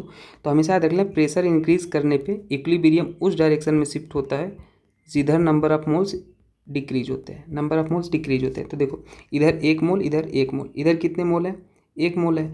तो इधर 1 मोल था तो भाई इधर ही जाएगा ना, तो low temperature high pressure favour करेगा, ठीक है। तो ये बात आप याद रख लें, लो टेम्परेचर और हाई प्रेशर, ये वाला ऑप्शन हो जाएगा। अब मेरा मन है कि आपको पूरा इक्विलिब्रियम का वो ली चाइटलियर प्रिंसिपल रिवाइज करा दूँ, तो यहीं पे रिवाइज करा देता हूँ। इफेक्ट ऑफ कंसंट्रेशन सबसे पहले देखो, पहला रिवाइज देखो, इफेक्ट ऑफ कंसंट्रेशन क्या होता है। इफेक्ट ऑफ कंसंट्रेशन, मान लो एक रिएक्शन है आपके पास, आर से पी है ना। अगर कंसंट्रेशन आप आर का बढ़ाओगे तो रिएक्शन किधर जाएगी, फॉरवर्ड डायरेक्शन। अगर मान लो आर का कंसंट्रेशन आप क्या करोगे, आर का कंसंट्रेशन बढ़ाया है, आर का कंसंट्रेशन घटाया तो रिएक्शन किधर आएगी, बैकवर्ड। आर का घटाया तो भाई बैकवर्ड आएगा, है ना। ये कॉन्सेप्ट है बस। ये जिधर बढ़ेगा हमेशा हाई टू लोअर ये डायरेक्शन होता है ना, हाई टू लोअर, ये कंसंट्रेशन सबसे सिंपल टर्म्स होता है। प्रेशर का इफेक्ट देख लो, इफेक्ट ऑफ प्रेशर क्या होता है, effect of pressure. Effect of pressure जब आप देखते हो तो उस केस में मान लो आपके पास है N2 + 3H2, मैंने एग्जांपल यही ले लिया सिंपल, 2NH3, ठीक है। अगर प्रेशर इंक्रीज करते हो तो आपके पास रिएक्शन हमेशा किधर जाएगी, जिधर लेस नंबर ऑफ मोल हो, लेस नंबर ऑफ मोल हो। तो आपको प्रेशर इंक्रीज करे हो तो ये रिएक्शन किधर जाएगा, RAF है और ये RB है, तो रिएक्शन किधर जाएगा, इधर 2 है, इधर 4 मोल है टोटल, तो रिएक्शन किधर जाएगा, फॉरवर्ड जाएगा, ठीक है। ये है। अब टेम्परेचर का तो मैंने इफेक्ट आपको दोनों का बता दिया। इफेक्ट ऑफ कैटलिस्ट कोई इफेक्ट नहीं होता। इफेक्ट ऑफ इनर्ट गैस देखो, at constant pressure, effect of inert gas at constant pressure, वहाँ पे कांस्टेंट प्रेशर पे क्या होता है आपके पास, जब देखो प्रेशर आपके पास, लिख देता हूँ बस, प्रेशर अगर बढ़ाओगे, ठीक है, तो हमारे पास ये इस वाला केस है, प्रेशर बढ़ाओगे तो हमारे पास इधर मोर नंबर होते हैं, नंबर मोल्स होते हैं, इक्विलिब्रियम उधर शिफ्ट होता है, इक्विलिब्रियम उधर शिफ्ट होता है, ठीक है। तो ये वाला आप याद रख लेना, मैंने सारी चीज़ आपको बता ही दिया। अब नेक्स्ट क्वेश्चन को सॉल्व कर लेते हैं, ठीक है। बाकी आप डिटेल में मैं और बता दूंगा क्वेश्चन के साथ, जब इक्विलिब्रियम पढ़ाऊंगा तब मैक्सिमम चीज़ें मैं आपको बताने की कोशिश ही कर रहा हूँ यहाँ पे, ठीक है। चलिए नेक्स्ट क्वेश्चन को सॉल्व करते हैं। नेक्स्ट क्वेश्चन आपके पास है, for a reaction if the concentration of the reactant are double the equilibrium constant will be, ठीक। तो देखो ये वाला क्वेश्चन है ना, आपसे बोल रहा है कि for a reversible reaction if the concentration of the reactants are double. मान लो एक रिएक्शन है, रिएक्टेंट है AB, ये बोला अगर A का कंसंट्रेशन हमने डबल कर दिया, ठीक है, तो इक्विलिब्रियम कांस्टेंट पे क्या प्रभाव पड़ेगा। तो इसके लिए अगर आप KC लिखोगे तो क्या हो जाएगा, KC बराबर B/A हो जाएगा। मान लो यहाँ पे कंसंट्रेशन आपने चेंज करके लिख दिया, क्या बोल दिया कि आपका कंसंट्रेशन हमारे पास डबल हो गया, reactants are double, the equilibrium constants will be, ठीक है। तो इक्विलिब्रियम कांस्टेंट बस यही बताना था आपके पास, यहाँ पे कोई भी इफेक्ट नहीं होता है, टेम्परेचर पे डिपेंड करता है, ये does not depend on concentration. आपको ये बोले कंसंट्रेशन है तो ये डिपेंड नहीं है, कांस्टेंट वैल्यू होती है, ठीक है, एक्सपेरिमेंटल डाटा होता है। टेम्परेचर पे डिपेंड करता है, टेम्परेचर पर डिपेंड करता है, और कैसे करता है वो भी यहीं पे बता देता हूँ। देखो यहीं पे लिख देता हूँ, तो इक्विलिब्रियम हमेशा कांस्टेंट होता है, टेम्परेचर पे कैसे वेरी करता है। अगर मान लो आपके पास एंडोथर्मिक रिएक्शन है, एंडोथर्मिक रिएक्शन है, तो हमारे पास इक्विलिब्रियम कांस्टेंट जो होता है वो डायरेक्टली होता है के। इक्विलिब्रियम कांस्टेंट किसके होता है, टेम्परेचर के। और अगर एक्सोथर्मिक रिएक्शन है, ठीक है, तो उस केस में हमारे पास जो टी होता है वो इन्वर्स रिलेशन रखता है के, ठीक है। और आपको एक फार्मूला पता होना चाहिए, टेम्परेचर अगर कभी वेरी करके given ln K2 upon K1, यहीं से निकल के आता है, डेल्टा एच एंथैल्पी होता है, अपॉन आर कांस्टेंट होता है, 1/T1 माइनस 1/T2 होता है, ठीक है। तो ये डाटा आपको पता होना चाहिए। चलिए नेक्स्ट क्वेश्चन देखते हैं। फॉर एक्सोथर्मिक रिएक्शन, ठीक है, क्या गिवन है, for exothermic reaction Kp and Kp dash are the equilibrium constant, T1 T2 are the respectively, assuming that heat of reaction is constant in temperature range between T1 and T2, it is rarely, बस वही उसी पे अभी जो मैंने question कराया उसी पे बेस्ड है। देखो ये क्या बोला है, सॉल्व करके लिख लेते हैं। देखो बोला है क्वेश्चन में कि आपके पास एक्सोथर्मिक रिएक्शन है, एक्सोथर्मिक है, एक्सोथर्मिक रिएक्शन में आपके पास जो डेल्टा एच होता है वो हमेशा क्या होता है, नेगेटिव होता है। देखिए एक्सोथर्मिक डेल्टा एच नेगेटिव होता है, और अभी मैंने आपको ऊपर सिखाया कि एक्सोथर्मिक इसमें के हमारा जो होता है यहाँ पे है, ये के हमारा इन्वर्स रिलेशन रखता है, ठीक है। तो देखो आपको यहाँ पे हम मान लेते हैं जो T1 टेम्परेचर के केस है वहाँ पे आपके पास क्या गिवन है, Kp गिवन है, और जो T2 का केस है वहाँ पे आपके पास ये देखो Kp डैश गिवन है, ठीक है। तो हमें पता है जो एक्सोथर्मिक के केस में टी इनवर्स रिलेशन रखता है के, तो हमारे पास क्या बोल रहा है, T1 T2 are respectively two temperature है, assuming that heat of reaction is constant in temperature range between T1 and T2 it is really observe. तो आपके पास सीधी सी बात है, अगर T1 है इनिशियल और T2 है तो जस्ट इनवर्स रिलेशन हो जाएगा, जिससे हम ये बोल सकते हैं कि हमारे पास T2 है भाई, T1 स्टार्टिंग है, T2 तो भाई कुछ देर बाद ज़्यादा ही गर्म होगा, है ना, तो ये T2 ज़्यादा होगा T1 से, और T2 ज़्यादा है T1 से, तो हम ये बोल सकते हैं भाई हमारे पास जो Kp डैश है वो इन्वर्स हो जाएगा, मतलब Kp से कम हो जाएगा। समझ आएगा नहीं, टेम्परेचर के Kp इन्वर्स होता है, तो अगर T2 हमारे पास T1 से ज़्यादा है तो हमारे पास जो Kp1 हो जाएगा वो क्या हो जाएगा, Kp से कम हो जाएगा, इन्वर्स रिलेशन रखता है, मतलब Kp ज़्यादा हो जाएगा, ठीक है। तो बात यही है, तो बस ऑप्शन नंबर कौन सा ऐसा सही लग रहा है, Kp हो जाएगा। बस इस इन्फॉर्मेशन से क्वेश्चन सॉल्व हो जाना था। नेक्स्ट क्वेश्चन देखते हैं। The value of the equilibrium constant of the reaction is 8.0, the equilibrium constant for the reaction इतना। अब इसको देखो, ये वाला क्वेश्चन आप कैसे सॉल्व करोगे, यहाँ पे आप जब इसको लिखोगे तो वही है क्वेश्चन, ऐसे स्टार्टिंग से ही हमने क्वेश्चन ऐसे करते आए हैं। यहाँ पे लिख लो half H2 plus half I2, ठीक है। यहाँ पे जो Kc गिवन है आपके पास 8.0 गिवन, आपसे पूछा क्या था, H2 प्लस I2, और यहाँ पे आपके पास पूछा था 2HI प्लस, हाँ यही के लिए पूछा था, बाकी तो आपको लिखा है, देखिए यही आपसे पूछा था। तो देखो इसको जस्ट पहले वाले इक्वेशन को जस्ट रिवर्स करके लिखा गया, तो आप इसको लिखोगे कैसे, 1/8 करके लिख लो, क्योंकि पहले वाले को रिवर्स किया गया, पहले वाला कैसी है, और क्या किया फिर हाफ से मल्टीप्लाई किया गया, दिख रहा है ना आपको, हाफ से मल्टीप्लाई कर दिया, तो यहाँ से 2 से 2 आपके पास क्या हो जाएगा, ये हाफ से नहीं 2 से मल्टीप्लाई किया, तभी तो इस 2 से 2 ये कैंसिल हो जाएगा। ये मान लो ये हाफ पहले से थे, जब 2 से आपने मल्टीप्लाई कर दिया यहाँ पे, 2 से आपने मल्टीप्लाई कर दिया यहाँ पे, तभी तो कैंसिल हुए होंगे वो, है ना। तो यहाँ से 2 से मल्टीप्लाई में मतलब पावर स्क्वायर हो जाएगा, तो 1/8 का स्क्वायर ये हो जाएगा 1/64। आंसर ये क्वेश्चन किया शायद मैंने स्टार्टिंग में, ऑप्शन नंबर डी सही हो जाएगा। तो आई होप आपको समझ में आया होगा। बाकी दोस्तों प्लेलिस्ट में डिस्क्रिप्शन में मैंने आपको 37 ईयर PYQ दिया है, ट्रिक एंड टिप्स का प्लेलिस्ट है, उसमें सारे कॉन्सेप्ट ट्रिक से सॉल्व होते हैं, एक्सेप्शन भी ट्रिक से होता है, वो मैंने इस तरीके से बनाया ही है, तो उसे देख लेना, आपके मैक्सिमम क्वेश्चन सॉल्व हो जाएंगे, कम समय में ज़्यादा चीज़ें सीखोगे।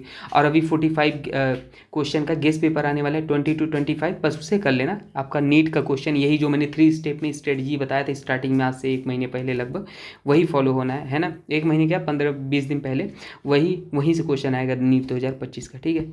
ओके दोस्तों, थैंक यू।